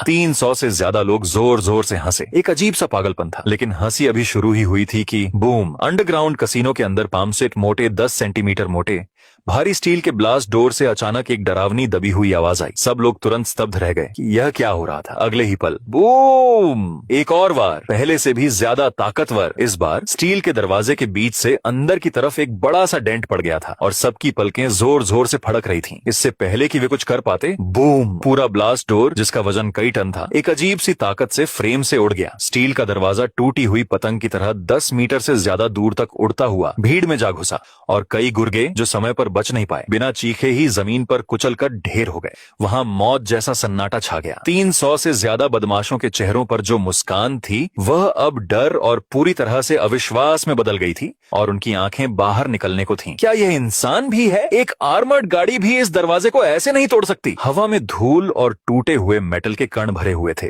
मैं धीरे धीरे अंदर आया। मैंने सबसे आम स्ट्रीट स्टॉल वाली टी शर्ट और जीन्स पहनी हुई थी। मेरे हाथ खाली थे, कोई हथियार नहीं था। फिर भी मेरे हर कदम के साथ पैरों के नीचे जमीन कांपती हुई लग रही थी। एक साफ जबरदस्त हत्या का इरादा सुनामी की तरह अंडरग्राउंड कसीनो में फैल गया और हवा तुरंत हड्डियों को कंपा देने वाली ठंडी हो गई। भले ही उन अपराधियों के हाथ में चाकू थे, फिर भी उनकी रीढ़ की हड्डी में ठंडक दौड़ गई और उनके हाथ कांपने लगे। डिंग, सिस्टम ने पता लगाया कि होस्ट की कमजोरी छुई गई है। बेयर्स्क मोड एक्टिवेट हो गया, जिससे भगवान के लेवल का छिपा हुआ क्वेस्ट रेजिंग प्रेजुडिस शुरू हो गया, जिसका मकसद इन चींटियों को पूरी तरह कुचलना और उन्हें सच में नरक का अनुभव कराना था। मैंने सिस्टम को पूरी तरह से नजरअंदाज कर दिया। मेरी नजर एक ही जगह पर टिकी थी, लिन या, और उसके चेहरे पर वो चमकदार लाल हाथ का निशान। उसी पल मेरी आंखों का अंधेरा अचानक खून जैसी लाली में बदल गया, जैसे गहरा समुद्र मंथन कर रहा हो। भाई भागो, उनके पास बंदूकें हैं। वह डर गई थी, लेकिन मुझे बिना हथियार के देखकर सामने खड़ा एक घोड़ा अपना आपा खो बैठा। उसने अपनी माचेठी उठाई और जोर से मेरे सिर पर मारी। बच्चे नीचे लेट जा। ब्लेड सीटी बजाता हुआ सीधे मेरे सिर की ओर बढ़ा। झाओ तियानाबा वहीं बैठा रहा। उसके चेहरे पर एक मुस्कान फैल गई, जैसे वह मुझे अगले ही पल जमीन पर गिरते हुए देख सकता हो। लेकिन असलियत यह थी कि मैंने अपना सिर भी नहीं घुमाया, उसकी तरफ एक नजर भी नहीं डाली। मैंने बस यूं ही अपना दाहिना हाथ उठाया, अपनी उंगलियां फड़काईं और कड़क एक डरावनी आवाज आई। मेरी 2 उंगलियों ने उस मजबूत चाकू के 2 टुकड़े कर दिए थे। क्या? टैटू वाले मस्कुलर आदमी की आंखें तुरंत फटी की फटी रह गईं। उसका पूरा शरीर डर से कांप उठा। वह वहीं जम गया, जबकि मैंने चाकू का टूटा हुआ आधा हिस्सा अपनी उंगलियों के बीच पकड़कर पीछे की ओर वार कर दिया। कट, एक ठंडी चमक चमकी और उसकी गर्दन पर तुरंत एक पतली लाल लाइन बन गई। अगले ही पल उस आदमी ने अपनी गर्दन पकड़ ली, गुड़गुड़ाने जैसी आवाज निकाली, एक भी शब्द नहीं बोल पाया और फिर जोर से जमीन पर गिर गया। एक ही झटके में उसका खात्मा हो गया, जो इतना तेज था कि कोई भी उसकी आहट तक नहीं देख सका। थूक निगलने की डरावनी आवाजों ने पूरे अखाड़े को भर दिया। 300 से ज्यादा बेरहम गुंडे, जिन्हें कोई सीधे देखने की हिम्मत नहीं करता था, अब मुझे ऐसे घूर रहे थे जैसे मैं इंसान के रूप में कोई राक्षस हूँ। झाओ तियानाबा की आंख जोर से फड़की। वह अचानक खड़ा हुआ, अपनी कमर से अपनी पिस्तौल निकाली और मुझ पर गरजा। क्या तुम सब हैरान हो? वह बिल्कुल अकेला है, उसे मार डालो, उसे नीचे गिरा दो। जो कोई भी उसे नीचे गिराएगा मैं उसे 10 मिलियन इनाम दूंगा। जैसे ही पैसे का लालच दिया गया, कई लोगों की आंखें खून की तरह लाल हो गईं। मार डालो। 300 से ज्यादा आदमी चाकू और डंडे लिए मेरी ओर एक काली लहर की तरह झपट्टे। इस जाल में फंसा कोई भी आम इंसान 1 सेकंड भी नहीं टिकता। लेकिन मैं पीछे नहीं हटे या भागा नहीं। इसके बजाय मैं अचानक मुड़ा और आधे टूटे लटके हुए भारी स्टील के दरवाजे को जोर से पीछे खींचा। फिर मैंने एक मोटी लोहे की चेन पकड़ी और शांति से पूरे एग्जिट को अंदर से लॉक कर दिया। ये सब करने के बाद ही मैं पागल कुत्तों के उस झुंड की तरफ मुड़ा जो मेरी तरफ दौड़ रहा था। मैंने धीरे से अपनी गर्दन मरोड़ी, मेरे जोड़ चटकने लगे और फिर एक खतरनाक डरावनी मुस्कान धीरे धीरे मेरे होठों पर आ गई। मेरी आवाज हालांकि तेज नहीं थी, लेकिन सबके कानों तक साफ पहुंच रही थी, इतनी ठंडी जैसे बर्फ की छुरी हड्डी तक चुभ रही हो। तुम सब अब यहाँ से बच नहीं सकते, मार डालो। 300 से ज्यादा हताश अपराधी पूरी तरह पागल हो गए थे। चाकू, डंडे, बंदूकें सब एक साथ मिलकर एक काली धार की तरह मेरी तरफ दौड़े। वे मुझसे डरते थे, लेकिन उन्हें झाओ तियानाबा से और भी ज्यादा डर लगता था और उनकी नजर में एक के मुकाबले 300 की तादाद भारी थी। ऐसे लोगों के समंदर का सामना करते हुए जो मुझे कुचलकर मारना चाहते थे, मेरी नजर डरावनी हद तक शांत थी। सिस्टम, मैंने अपने मन में कहा, spirit stone, God level skill, death harvest on permanent skill, world class piano master के बदले शॉक पॉइंट्स काटो। डिंग, 10 लाख शॉक पॉइंट्स घटाकर spirit stone skill death harvest load हो गई, जो 10 मिनट तक चलने वाली थी। इसके तहत मेरी सप्रेशन स्किल्स इंसानी समझ की लिमिट तक पहुंचने वाली थी और हर स्ट्राइक प्रेशर एवॉइडेंस इफेक्ट को ट्रिगर करने वाली थी। साथ ही permanent skill world class piano master भी मेरे वजूद में फ्यूज हो गई, जिससे मेरे हाथों में पूरी सेंसिटिविटी और बहुत तेज स्पीड आ गई, जिसे मानो भगवान ने छुआ हो। 2 बहुत बड़ी ताकतें तुरंत मेरे शरीर में भर गईं, लेकिन मैं हमला करने के लिए जल्दी नहीं कतराया। इसके बजाय मैं नीचे झुका और अपनी कांपती हुई बहन को उठाया। ज़ियाओ या, अपनी आंखें बंद करो और अपने कान ढक लो। मैंने उसके बालों को सहलाया। मेरी आवाज बहुत नरम थी। भाई, तुम्हारे लिए एक धुन बजाएगा, जब तक ये म्यूजिक बंद ना हो जाए अपनी आंखें मत खोलना, ठीक है? लिन या डर से कांप रही थी, फिर भी उसने अपनी आंखें कसकर बंद कर लीं और जोर से सिर हिलाया। मैंने उसे संभाल रखा था और जैसे ही गुंडे मेरी ओर झपटे, मैं भीड़ में ऐसे चला गया जैसे अपने ही पिछवाड़े में टहल रहा हूँ। बिना हिले डुले कसीनो के बीच में रखे काले स्टाइनवे ग्रैंड पियानो की ओर बढ़ा, जो वहाँ सिर्फ दिखावे के लिए रखा था। लानत है, मौत का सामना करने पर भी नाटक कर रहा है। 2 प्रमुख गुंडों ने गुस्से में मेरे सिर के पीछे चाकू घुमा दिए। ब्लेड हवा में सीटी बजा रहे थे। आवाज तेज और कर्कश थी। झाओ तियानाबा वहीं बैठा था। उसकी मुस्कान गुस्से से लगभग विकृत हो गई थी, लेकिन अगले ही पल मैंने सावधानी से अपनी बहन को पियानो के पीछे सुरक्षित जगह पर बिठा दिया और खुद शान से पियानो बेंच पर बैठ गया। अपने हाथ काले और सफेद कीज पर रखे और उन्हें तेजी से दबा दिया। बूम! एक हिंसक, ऊंचा, लगभग विस्फोटक भारी कॉर्ड तुरंत स्टाइनवे के top of the line sound board से गूंज उठा। ये एक ऐसी साउंड वेव थी जो मेरे जेनेटिक एनहांसमेंट से बड़ी हुई थी और उस आवाज में एक डरावनी ताकत भर गई थी। वो साउंड वेव पत्थरों की तरह निकली, जिससे वहां मौजूद हर किसी के कान का पर्दा तुरंत फट गया और उनका दिमाग 0.1 सेकंड के लिए सुन्न हो गया। उन 0.1 सेकंड में मेरा हाथ हिला, मेरा बायां हाथ कीज पर ही रहा और दुनिया के सबसे मुश्किल पियानो पीस में से एक, वाइल्ड विंड डांसेस, इंसानी समझ से परे की स्पीड से गूंजने लगा, जो एक खतरनाक धुन थी। इस बीच फटते हुए नोट्स के बीच के गैप में मेरा दाहिना हाथ बिजली की तरह चमका। क्रैक, कड़क, 2 साफ आवाजें आईं। 2 सबसे तेज भागते हुए डाकुओं ने यह भी नहीं देखा कि मैंने कब और कैसे मूव किया। उनके चाकू वाले हाथ पहले ही टूट कर मुड़ चुके थे। चीखता हुआ पियानो अगले जोरदार पियानो कॉर्ड्स के सेट में पूरी तरह डूब गया। यह मौत का मंजर था। मेरी आंखें नरक जैसी ठंडी थीं और मेरे दाहिने हाथ ने अपने आप एक गिरी हुई माशेठी को पकड़ लिया। इसके बाद जो हुआ वह उन सब के लिए उनकी जिंदगी का सबसे बुरा सपना बन गया। Bang bang bang bang. Piano का म्यूजिक तेज और तेज होता गया और भी ज्यादा पागलपन भरा। हर नोट ग्रिम रीपर की दरांती की तरह गिरता था और एक जान ले लेता था। जो कोई भी पियानो के 3 मीटर के अंदर कदम रखने की हिम्मत करता, उसे मेरा दाहिना हाथ काट डालता था। इतना तेज कि रोशनी भी धीमी लगने लगती थी। मेरा काला सिलहूट लगातार अपनी जगह बदल रहा था। 1 सेकंड मैं पियानो बेंच पर बैठा था, अकेले ही अपने विरोधियों को कुचल रहा था। मेरा बायां हाथ बेकाबू घूमती हुई धुनें बजा रहा था। अगले ही सेकंड एक नोट के रुकने पर मैं धुंधला हो जाता था और भीड़ में घुसते हुए आधे सेकंड में 5 या 6 लोगों को गिरा देता था, इससे पहले कि वे रिएक्ट भी कर पाते। फिर मैं पियानो बेंच पर वापस आ जाता और बजाता रहता। नोट कभी नहीं रुके, अपने रास्ते में आने वाली हर चीज को लगातार कुचलते रहे। चीखों और निराशा ने कसीनो को पूरी तरह से तबाही के बूचड़ खाने में बदल दिया था। बहुत सुंदर पियानो म्यूजिक और बेरहमी से कुचलने वाला यह माहौल अजीब तरह से और पूरी तरह से आपस में जुड़े हुए थे। वे चीख रहे थे कि मैं इंसान नहीं हूँ, मैं कोई शैतान हूँ। सिर्फ 5 मिनट और 27 सेकंड में यह जगह कसाई खाना बन गई, जहाँ से बाहर निकलने का कोई रास्ता नहीं था और मैं यहाँ अकेला सब कंट्रोल कर रहा था। जाओ तियानब्बा अपनी आर्म चेयर पर बैठा था। उसका चेहरा लाश जैसा सफेद हो चुका था और उसकी मसल्स बेकाबू होकर फड़क रही थी। अगले ही सेकंड एक हल्का पीला लिक्विड उसकी पैंट से टपका और महंगे कारपेट पर गिर गया। यह पागल कुत्ता, जो अंडरवर्ल्ड में एक डरावना नाम था, मुझसे सचमुच डर कर अपनी सुध बुध खो चुका था। एक आखिरी जोरदार धमाके के साथ हवा चीखी और फिर सब अचानक रुक गया। पूरा अंडरग्राउंड कसीनो दर्द की कराहों के अलावा शांत था। सीधे खड़े रहने वाला एक भी आदमी वहां नहीं बचा था। 300 लोग सभी 5 मिनट और 27 सेकंड में ढह गए। मैंने एक सफेद टिश्यू निकाला और धीरे धीरे और ध्यान से खून का वह हिस्सा पहुंचा जो गलती से मेरी दाहिनी उंगलियों पर लग गया था। फिर मैं धीरे धीरे उठा, मलबे और शरीर के ऊपर से एक एक कदम बढ़ाते हुए झाओ तियानबा के पास आया तो वह चिल्लाया, नहीं, मुझे मत छुओ, मुझे मत छुओ। झाओ तियानबा कुर्सी से गिर पड़ा, घुटनों के बल बैठ गया और पागलों की तरह सिर झुकाने लगा। लिन चेन, दादाजी, मैं गलत था, मैं सच में गलत था। मेरे पास पैसे हैं, मेरे अकाउंट में 300 मिलियन है, ये सब तुम्हारा है। औरतें, ये जगह, ये सब तुम्हारा है, प्लीज मुझे जाने दो। मैं झाओ तियानबा के सामने खड़ा था, उसे ऐसी ठंडी आंखों से देख रहा था जैसे वह कचरे का कोई ढेर हो। मेरी बहन के चेहरे पर जो थप्पड़ का निशान है वह तुमने ही किया था ना? मेरी आवाज बहुत धीमी थी, लेकिन यह सुनकर झाओ तियानबा को लगा जैसे वह किसी बर्फ की गुफा में गिर गया हो। नहीं नहीं नहीं, यह मैं नहीं था, ये मैं नहीं था, ये तो उस नकाब वाले आदमी ने अपनी मर्जी से किया था, यह सच में मैं नहीं था। अपनी जान बचाने के लिए उसने अपना आखिरी पत्ता फेंकते हुए लगभग चीखते हुए कहा, लिन चेन, तुम मुझे छू नहीं सकते, मेरे पास बहुत ताकतवर सपोर्टर हैं। मैं क्योटो में एक टॉप टियर पावर के लिए काम करता हूँ। पहाड़ी सड़क पर उन कारों का पेमेंट क्योटो के किसी बड़े आदमी ने किया था ताकि मैं उनका मेंटेनेंस कर सकूं। अगर तुमने आज सच में मुझे खत्म किया तो वे तुम्हें और तुम्हारी बहन को कभी नहीं छोड़ेंगे।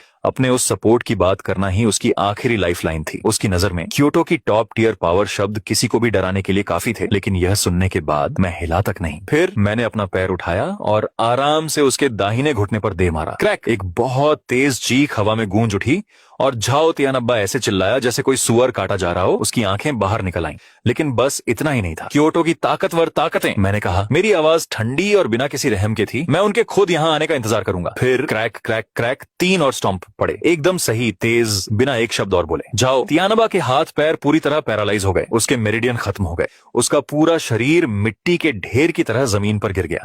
यह अंडरग्राउंड बादशाह, जिसने 10 साल से ज्यादा समय तक जियांग चेंग को डरा रखा था, अब पूरी तरह से अपाहिज हो गया था और जीना उसके लिए मरने से भी बदतर बन चुका था। झाओ तियानब्बा ने आंखें घुमाई और बहुत ज्यादा दर्द से बेहोश हो गया। मैंने जमीन पर तबाही का मंजर देखा, लापरवाही से अपने चेहरे को टिश्यू से पोंछा, फिर एक गुंडे का फोन उठाकर होशियारी से एक नंबर डायल किया और कॉल कनेक्ट होते ही मेरा लहजा तुरंत बदल गया, जो एक कानून मानने वाले नागरिक जैसा था, जिसमें खतरे की वजह से थोड़ी टेंशन भी थी। हेलो, क्या यह Jiang Cheng public security bureau की एंटी गैंग क्राइम हॉटलाइन है? हाँ, मैं इसे अपने असली नाम से रिपोर्ट कर रहा हूँ। शहर के दक्षिण में जेड कंपनी के स्लॉटर हाउस के नीचे एक बड़े पैमाने पर गैर कानूनी जुए का अड्डा और गैंग का ठिकाना है। अभी अभी वहाँ एक गंभीर अंदरूनी लड़ाई और गोलीबारी हुई है और सीन काफी अफरा तफरी वाला है। आपको आकर इसे जल्दी से संभालना होगा और उन्हें गिरफ्तार करना होगा। कॉल खत्म हुई। मैं मुड़ा, पियानो के पीछे वापस गया और धीरे से लीन या को उठाया, जिसकी आंखें अभी भी कसकर बंद थीं। जियाओ या, धुन खत्म हो गई है, मैंने उसकी ओर देखते हुए कहा।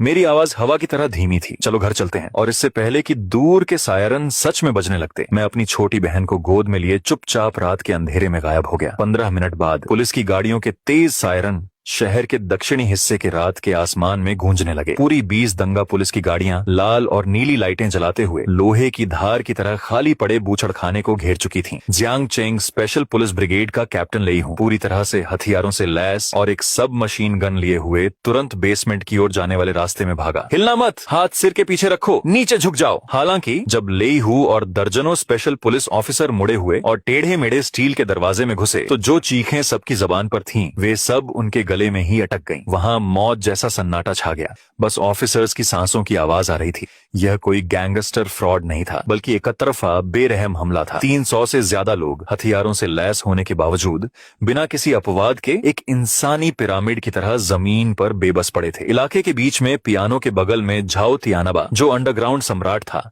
एक मरे हुए कुत्ते की तरह जमीन पर पड़ा था, जिसके हाथ पैर बहुत टेढ़े मेढ़े होकर पीछे की ओर मुड़े हुए थे। कैप्टन ने मुश्किल से थूक निकला। उसकी आवाज कांप रही थी, क्योंकि मौके पर हुई जांच के नतीजे बता रहे थे कि वहां बारूद का कोई निशान नहीं था, कोई शेल केसिंग नहीं थी। इन 300 से ज्यादा लोगों को बहुत कम समय में सिर्फ फिजिकल फोर्स से तुरंत हरा दिया गया था। और वह 4 टन का ब्लास्ट डोर, उसने इशारा किया, उसकी आवाज भारी थी, वह बाहर से एक ही मुक्के से चकनाचूर किया गया था। लेहू उस डरावने मंजर को घूर रहा था और उसकी पुतलियां तेजी से सिकुड़ रही थीं। कल मिशेलिन स्टार रेस्टोरेंट में जिसने अकेले ही एक इंटरनेशनल लेवल के क्रिमिनल को बेबस कर दिया था, उसकी तस्वीर तुरंत उसके दिमाग में कौंधी। यह वही था। लेहू को अपने सिर में झुनझुनी महसूस हुई कि उस बेमिसाल मास्टर ने फिर वार किया था और अकेले ही उसने रातों रात जियांग चेंग की सबसे बड़ी अंडरवर्ल्ड फोर्स का सफाया कर दिया था। इस बीच जियांग चेंग के सबसे शानदार पहाड़ी विला डिस्ट्रिक्ट में सु फैमिली मैनर में सु मक्स्यू सिल्क का नाइट गाउन पहने एक बड़ी फ्लोर टू सीलिंग खिड़की के सामने खड़ी थी। चांदनी उसके परफेक्ट कर्व्स पर पड़ रही थी, लेकिन उसकी आंखों में हैरानी और जोश साफ दिख रहा था। मिस, पुलिस की अंदर की जानकारी अभी अभी आई है। अंकल फू पास आए। उनकी आवाज बहुत गंभीर थी। झाओ तियानाबा और उसके 300 लोग आज रात ढेर हो गए। घटनास्थल पर केवल एक व्यक्ति की हरकतों के निशान हैं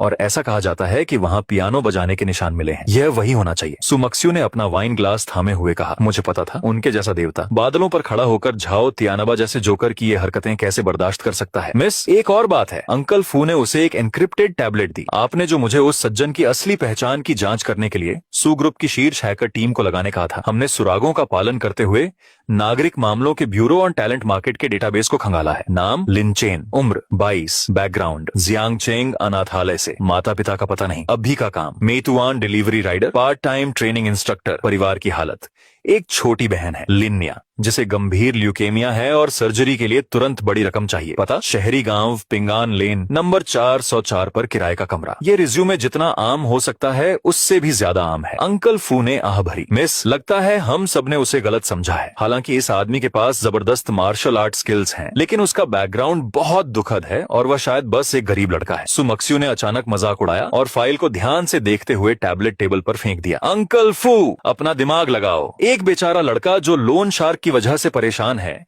क्या वह एक ऊंचे पद वाले आदमी जैसा डरावना ऑरा रख सकता है जो शांति से गोलियों से बच सके और इंटरनेशनल डाकुओं को चींटियों जैसा समझ सके? उस 120 मिलियन युआन वाली कोएनिग्सेक घोस्ट और उस हथियारों से लैस एस्टन मार्टिन की बात तो छोड़ ही दीजिए, जिसकी top tier privilege licence plate online सामने आई है। उसने एक गहरी सांस ली। उसकी आंखों में एक तेज रोशनी चमक रही थी। यह फाइल बहुत ही परफेक्ट है और इसी परफेक्शन ने इसे इतना नकली बना दिया है। यह साफ तौर पर एक टॉप सीक्रेट जाली फाइल है। अंकल फू हैरान रह गए कि मिस्टर लिन की असली पहचान इतनी डरावनी है कि सू परिवार भी सोच नहीं सकता। सू मक्स्यू ने अपने लाल होंठ काटे। यह कोई आम टाइकून का बेटा नहीं है, सिर्फ देश की सबसे ऊंची सीक्रेट एजेंसी या हजारों साल पुराना कोई बहुत बड़ा कबीला ही ऐसा कर सकता है। वह दुनिया में अपनी स्किल्स को निखारा रहा है, यहाँ तक कि वह एक गरीब आदमी होने का नाटक भी करता है ताकि खुद को तपा सके। यह सच्चा बेमिसाल ड्रैगन है। उसने तुरंत सू परिवार के सभी मीडिया रिसोर्स और पब्लिक रिलेशन टीम को उन सभी सर्विलांस फुटेज को मिटाने के लिए लगा दिया जिनसे आज रात मेरे ठिकाने का पता चल सकता था। चूंकि मैं अपनी पहचान छिपाने का खेल खेलना चाहता था तो सू मक्स्यू अंत तक मेरा साथ देने वाली थी। इस बीच जियांग चेंग से हजारों किलोमीटर दूर चीन के शक्ति केंद्र क्योटो के केंद्र में लॉन्ग परिवार की छिपी हुई हवेली के शानदार रोजवुड स्टडी रूम में एक सुंदर नौजवान लॉन्गेव हाथ से कढ़ाई वाला बागे पहने हुए एक रोजवुड कुर्सी पर पीछे की ओर झुका हुआ था। उसके सामने 2 पन्ने खुले थे। एक पन्ने पर लिखा था कि एक रहस्यमयी रेसिंग गॉड के लिए सू परिवार की बर्फीली महिला सीईओ ने खुद एक्शन लिया है और दूसरा पेज कल रात मिशेलिन स्टार वाले रेस्टोरेंट की फोटो का था जहां मैं एक खास सूट पहने सू मक्स्यू को अपनी बाहों में कस कर पकड़े हुए था। धमाका। लॉन्गेव की आंखों में एक भयानक चमक चमकी और उसके हाथ में हजारों डॉलर का फ्रेंच क्रिस्टल का प्याला अनगिनत टुकड़ों में टूट गया। स्मोकी रेड वाइन कांच के टुकड़ों के साथ मिलकर टपकने लगी। जियांग चेंग का कोई कमीना उस औरत को छूने की हिम्मत कैसे कर सकता है जिस पर मेरी नजर है। जाओ डार्क वेब को इन्फॉर्म करो और लिन चेन नाम के इस आदमी की जान के बदले $100 मिलियन US का इनाम रखो। मुझे अगले महीने जब मैं सू परिवार को प्रपोज करूंगा तो मुझे उसकी प्रॉपर्टी अपनी सगाई के तोहफे के तौर पर चाहिए। जियांग चेंग में अगली सुबह जो पहले साफ और धूप वाली थी, वहां आसमान पर काले बादलों का एक अजीब सा जमावड़ा हो गया। सुबह 9:30 AM बजे मार्केट ठीक समय पर खुलने वाला था कि तभी सू ग्रुप हेडक्वार्टर के टॉप फ्लोर ट्रेडिंग रूम में एक जबरदस्त हड़कंप मच गया। चीफ ट्रेडर अपने सामने लगी स्क्रीन को देखकर चीखा, लिमिट नीचे, सभी स्टॉक्स लिमिट नीचे।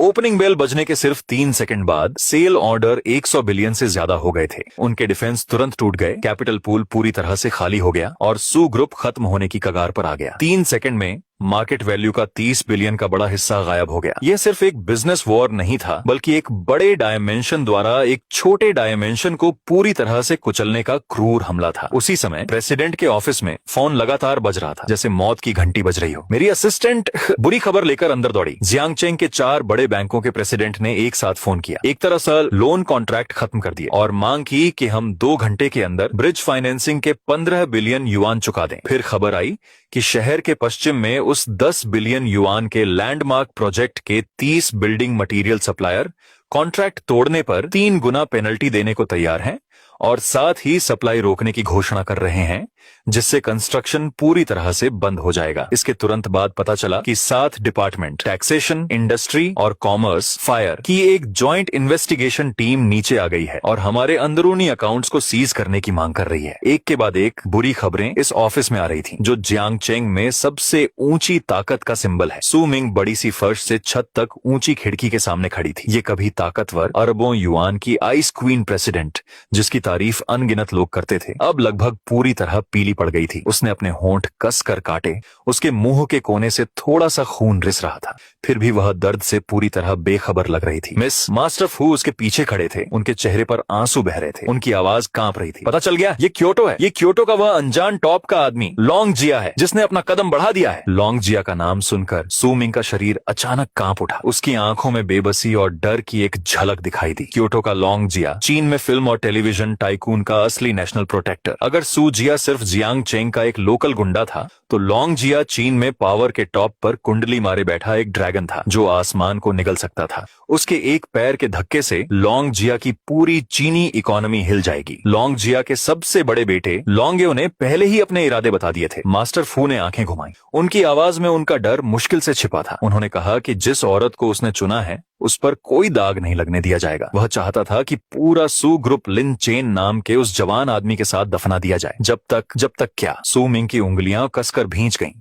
उसके नाखून उसकी हथेलियों में गड़ गए, जब तक कि वह तुरंत एक पूरे देश में प्रेस कॉन्फ्रेंस करके मुझसे सारे रिश्ते तोड़ने का पब्लिकली ऐलान न कर दे और यह मान ले कि वह लॉन्ग यो की पर्सनल प्रॉपर्टी हो। आखिर में मुझे बांधकर क्योटो भेज दिया जाए ताकि यंग मास्टर लॉन्ग मुझे खत्म कर दे। सपने देखो। सू मिंग घूम गई। उसकी खूबसूरत आंखों में तुरंत लगभग पागलपन वाला पक्का इरादा चमक रहा था। लॉन्ग यो क्या था? वह भी मेरे साथ कोऑपरेट कर रहा था। उसने मजाक उड़ाया। उसकी आंखों में लगभग धार्मिक कट्टरता भरी हुई थी। मेरे मालिक ने मुझे बचाने के लिए इन ताकतों को नाराज किया। उनका चुप रहने का अभी का फैसला मतलब होगा कि वह किसी बहुत जरूरी दुनियावी घटना से गुजर रहे हैं। भले ही मैं सू मिंग टुकड़े टुकड़े हो जाऊं, भले ही सू परिवार दिवालिया हो जाए, मैं उन्हें एक भी शब्द से धोखा नहीं दूंगा। उसने हाथ हिलाकर जैसे कोई रानी मरने की तैयारी कर रही हो तुरंत एक प्रेस कॉन्फ्रेंस बुलाई। आधे घंटे बाद सू ग्रुप की लॉबी लोगों से भर गई। पूरे जियांगचेंग और यहाँ तक कि पूरे देश से सैकड़ों मीडिया रिपोर्टर खून सूंघने वाली शार्क की तरह सीन को घेर चुके थे। फ्लैश बल्ब बेतहाशा चमक रहे थे, गोलियों की बौछार की तरह। भीड़ में सबसे आगे एक आदमी खड़ा था जिसने गुलाबी रंग का चमकदार सूट पहना हुआ था। उसके चेहरे पर घमंड था। यंग वांग, जो आदमी कल रेस्टोरेंट में मुझसे इतना डर गया था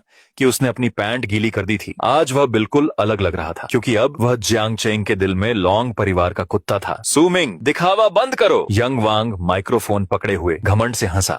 यंग मास्टर लॉन्ग तुम्हारे सू परिवार को चींटी की तरह कुचल सकते हैं। अगर तुम अभी घुटने टेक कर मुझसे भीख मांगो तो शायद मैं यंग मास्टर लॉन्ग के सामने तुम्हारी अच्छी बात कह सकूं। मैं तुम्हें क्योटो भेज दूंगा उनका नौकर बनने के लिए। और उस बदबूदार डिलीवरी वाले लड़के लिन चेन की बात है, हा, वह शायद अब तक सीवर में छिपकर गंदगी खा रहा होगा। उसे बाहर निकाल दिया जाएगा। जैसे ही वह अपना चेहरा दिखाएगा, यंग मास्टर लॉन्ग के डार्क वेब हत्यारे उसे 1 सेकंड में मार गिराएंगे। ऑडियंस में हंगामा मच गया। अनगिनत सवाल तुरंत स्टेज पर सू मिंग को चाकू की तरह चुभने लगे। प्रेसिडेंट सू, क्या आपने सच में एक डिलीवरी वाले के लिए क्योटो के लॉन्ग परिवार को नाराज किया? सू ग्रुप का कैश फ्लो टूट गया है। क्या आप पहले से ही पैसे लेकर भागने का प्लान बना रही हैं? सबके इल्जामों का सामना करते हुए सू मिंग ने अपनी पीठ सीधी की जैसे कोई ठंडी बर्फ खड़ी हो। उसने माइक्रोफोन उठाया और बहुत जोर और रौब के साथ एक बात कही। ये बात तुरंत लाइव ब्रॉडकास्ट के जरिए पूरे इंटरनेट पर फैल गई। मैं सू मिंग ये ऐलान करती हूँ कि सू ग्रुप कभी किसी कैपिटल के आगे नहीं झुकेगा। जहाँ तक मिस्टर लिन की बात है, वह अकेले सच्चे ड्रैगन हैं जिन्हें मैंने अपनी जिंदगी में कभी देखा है।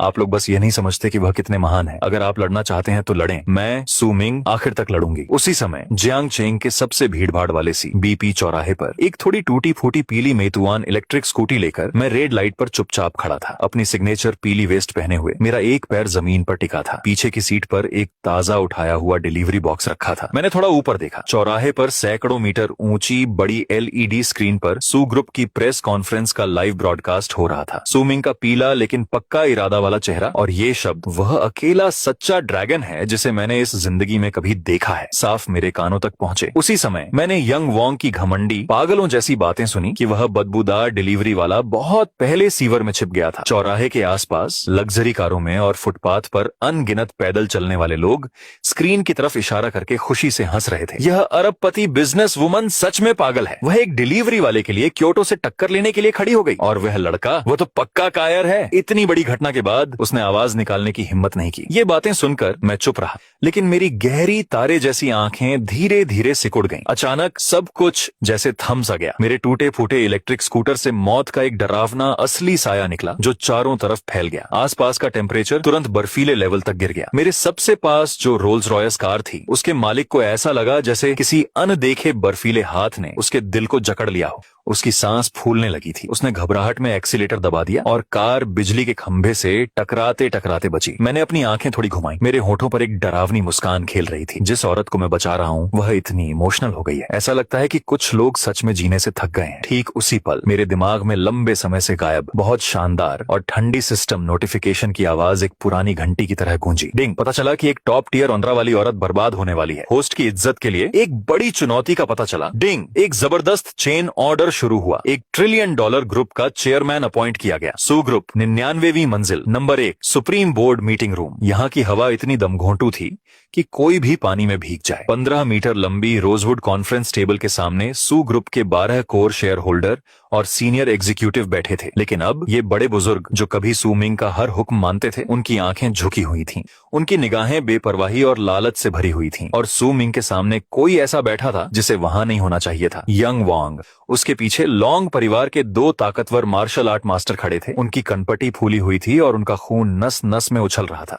ली चांगोंग, सू ग्रुप के वाइस चेयरमैन और सेकंड इन कमांड, जिन्होंने ओल्ड मास्टर सू को एम्पायर बनाने में मदद की थी, ने टेबल पर अपना मुक्का मारा और अचानक अचानक खड़े हो गए। सुमिंग, क्या तुम्हारा बस हो गया? वह दहाड़े सुमिंग की नाक की ओर इशारा करते हुए, बोलते हुए, थूकते हुए बोले, तुम्हारी जिद की वजह से, लिन चेन नाम के उस जंगली आदमी की वजह से कंपनी को सिर्फ एक दिन में 30 बिलियन का नुकसान हुआ है। बैंकों ने अल्टीमेटम दिया है, अगर हम 1 घंटे में उस 15 बिलियन के फंडिंग होल को नहीं भर पाए तो हम सबको तुम्हारे साथ बिल्डिंग से कूदना होगा। अंकल ली, सुमिंग ने इस बुजुर्ग को हैरानी से देखा जिसने उसे बड़ा होते देखा था। मुझे अंकल ली मत कहो। ली चांगोंग का चेहरा सख्त हो गया, उनका मुखौटा पूरी तरह से उतर गया। मैं अब सभी शेयर होल्डर्स को रिप्रेजेंट कर रहा हूं ताकि तुम्हें इस्तीफा जीफा देने पर मजबूर कर सकूं, उन्होंने कहा। उन्होंने सुमिंग के सामने एक डॉक्यूमेंट पटक दिया और तुरंत इक्विटी ट्रांसफर एग्रीमेंट पर साइन करने की मांग की, जिससे पूरा सू ग्रुप यंग मास्टर वोंग को सौंप दिया जाए। ये आखिरी लाइफ लाइन थी जो यंग मास्टर लॉन ग्यो ने हमें दी थी। जल्दी से साइन कर लो, अगर मौत का खेल खेलना है तो हमें इसमें मत घसीटो। उस फूड डिलीवरी वाले ने तुम्हें कौन सी जादू वाली घुट्टी पिला दी है? अभी स्टेज से उतर जाओ। बाकी 11 शेयर होल्डर्स ने एक साथ हमला बोल दिया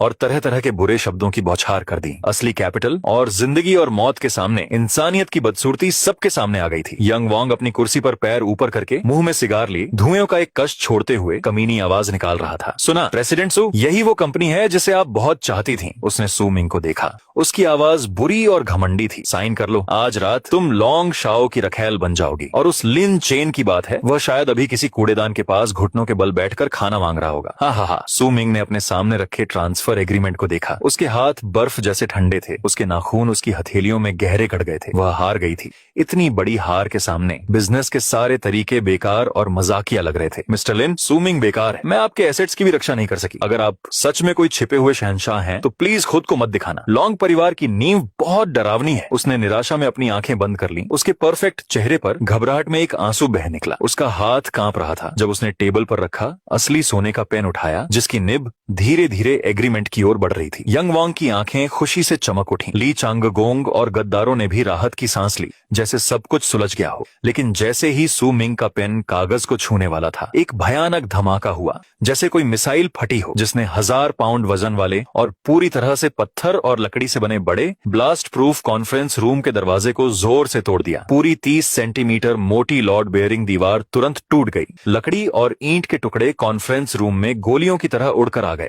यंग वोंग के पीछे खड़े लॉन्ग परिवार के 2 मार्शल आर्ट मास्टर्स को रिएक्ट करने का भी समय नहीं मिला। वे सीधे भयानक शॉक वेव से पीछे की ओर गिरे और दबी हुई कराह के साथ दीवार से टकरा गए। सभी शेयर होल्डर्स तुरंत मुश्किल में पड़ गए। वे बचने के लिए इधर उधर भागने लगे, जोर जोर से चिल्लाने लगे। उठते धुएं के बीच पूरे कॉन्फ्रेंस रूम का टेम्परेचर बहुत गिर गया। ऐसा लग रहा था जैसे फिजिक्स के नियमों को भी चुनौती दे रहा हो। मेरे शाही माहौल की वजह से वहां सांस लेना भी मुश्किल हो गया था, जैसे सबके दिलों पर भारी बोझ का पहाड़ दब गया हो। यंग वोंग समेत सभी, जो अब भी बहुत घमंडी बने फिर रहे थे, अब अपने घुटनों को कमजोर महसूस कर रहे थे, मानो वे वहीं घुटने टेक देना चाहते हो। धुएं और धूल की गहराई से धीरे धीरे मेरे स्थिर कदमों की आवाज गूंज रही थी, जैसे मौत का काउंटडाउन हो रहा हो। टूटे हुए दरवाजे के बाहर से मैं एक लंबा गठीला बदन लिए धीरे धीरे अंदर आया। कॉरिडोर के आखिर से आ रही तेज रोशनी में नहाया हुआ। मैंने एक custom made high and suit पहना था, बहुत गहरा गहरा काला रंग जो आसपास की सारी रोशनी को निगलता हुआ लग रहा था। उसकी सिलाई बहुत ही परफेक्ट थी, जो मेरे जेनेटिकली बेहतर किए गए फिगर को एकदम सही दिखा रही थी। कफ पर 2 टॉप ग्रेड वेस्टर्न स्टाइल नीले हीरे जड़े थे जो सितारों की तरह चमक रहे थे। मैंने कुछ नहीं किया था, बस शांति से खड़ा था। फिर भी सभी जीवों को नीचे देखने का मेरा वो ऑरा, दुनिया को चुनौती देने का, हर चीज को सिर्फ तिनका समझने का अंदाज वहां मौजूद सभी बिजनेस टाइकून को तुरंत धूल जैसा मामूली महसूस कराने लगा। पूरा कमरा शांत हो गया सिवाय एक कांपती हुई आवाज के। मिस्टर लिन, सू मिंग मुझे फटी आंखों से देख रही थी। उसके हाथ से असली सोने का पेन धड़ाम से जमीन पर गिर गया। उसकी आंखें अचानक चौड़ी हो गईं, खुशी और हैरानी से भर गई। मैं आ गया था, उसका भगवान सच में आ गया था, रोशनी में नहाया हुआ। तुम कौन हो? यंग वोंग डर के मारे कांपने लगा। उसका सिगार उसकी जांघों के बीच गिर गया, जिससे उसकी पैंट में छेद हो गया और उसे पता भी नहीं चला। उसने मुझे वीडियो में साफ देखा था, लेकिन मेरा औंदरा अब इतना डरावना था कि वह इस राजा जैसे आदमी को पीली जैकेट वाले डिलीवरी मैन से जोड़ ही नहीं पा रहा था। मैंने यंग वोंग की तरफ देखा भी नहीं। मैं कॉन्फ्रेंस टेबल के सामने चला गया। मेरी ठंडी नजरें कमरे में घूम रही थीं। किसने कहा था कि उसे पद छोड़ना होगा? मेरी आवाज तेज नहीं थी, लेकिन हर शब्द ऐसा लग रहा था जैसे चाकू बनकर सबके कानों में चुभ रहा हो। ली चांगोंग दांत पीसते हुए अकड़कर खड़ा हो गया। यह मैं था। अगर वह कंपनी का 15 बिलियन युआन का फाइनेंशियल नुकसान नहीं भर सकती तो उसे जाना होगा। और तुम कौन हो? थप्पड़ इससे पहले कि वह अपनी आखिरी बात पूरी कर पाता मैंने अपना हाथ भी नहीं उठाया, बस उसे बहुत बेपरवाह नजर से देखा। मेरी तरफ से एक डरावनी काली आभा फैली। ली चांगोंग का मोटा शरीर, जैसे किसी तेज रफ्तार भारी ट्रक ने उसे सीधे टक्कर मारी हो। वह 5 या 6 मीटर दूर उड़ गया और bullet proof floor to ceiling खिड़की से टकराकर गिर गया। उसका आधा शरीर 99वीं मंजिल के बाहर लटका हुआ था। उसकी चीखें किसी भूत की तरह तुरंत पूरे कॉन्फ्रेंस रूम में गूंज गईं। बाकी शेयर होल्डर्स के दिल लगभग रुक गए। वे सब पीछे हट गए। उनकी आंखें डर से भर गईं। ये एक ग्रैंड मास्टर की मशहूर टेक्निक थी जो बिना छुए दूर से ही नुकसान पहुंचा सकती थी। एक फाइनेंशियल गड। मैंने मजाक उड़ाया जैसे किसी मामूली डील पर बात कर रहा हूं। फिर मैंने अपनी अंदर की जेब से गहरे सुनहरे बॉर्डर वाला एक टॉप सीक्रेट डॉक्यूमेंट निकाला। धड़ मैंने डॉक्यूमेंट को रोजवुड टेबल पर कचरे की तरह फेंक दिया। ये रहा $10 बिलियन का बिना शर्त इन्वेस्टमेंट कॉन्ट्रैक्ट। कैश 10 मिनट में आ रहा है। मेरी आवाज कॉन्फ्रेंस रूम में घंटी की तरह गूंजी। अब कौन चाहता है कि वह पद छोड़ दे? $10 बिलियन। यंग वांग एक पल के लिए हैरान रह गया, फिर जोर से हंसने लगा। तुम एक मामूली डिलीवरी मैन $10 बिलियन लाओगे? क्या तुम्हें लगता है कि तुम पैसे छापने वाली मशीन हो? कॉन्ट्रैक्ट में जालसाजी करने के जुर्म में हाली तुम जेल जाओगे। लेकिन उसकी हंसी पर किसी ने कोई जवाब नहीं दिया। उस समय अनुभवी शेयर होल्डर जो अपने परिवार के फाइनेंस का मेन कंट्रोल करते थे, डॉक्यूमेंट खोलते समय बेकाबू होकर कांप रहे थे। जब उन्होंने कॉन्ट्रैक्ट का आखिरी पेज देखा, एक पुरानी गहरे सोने की सील जिस पर ऐसे मुश्किल पैटर्न थे जिन्हें मॉडर्न टेक्नोलॉजी कॉपी नहीं कर सकती, तो उनके दिमाग में तुरंत बिजली कौंधी। उनकी आंखें सिकुड़ गईं और उनका पूरा शरीर जमा हुआ सा लग रहा था। यह फाइनेंस में दशकों के अनुभव वाला एक बुजुर्ग आदमी हकलाया, मुश्किल से एक सही वाक्य बोल पा रहा था। यह दुनिया के सबसे ताकतवर ग्रुप की 9 स्क्रू ब्लैक गोल्ड सील थी। कहा जाता था कि एक बार यह सील लग जाने के बाद न सिर्फ $10 बिलियन बल्कि एक मीडियम साइज के देश को खरीदना भी बाएं हाथ का खेल था।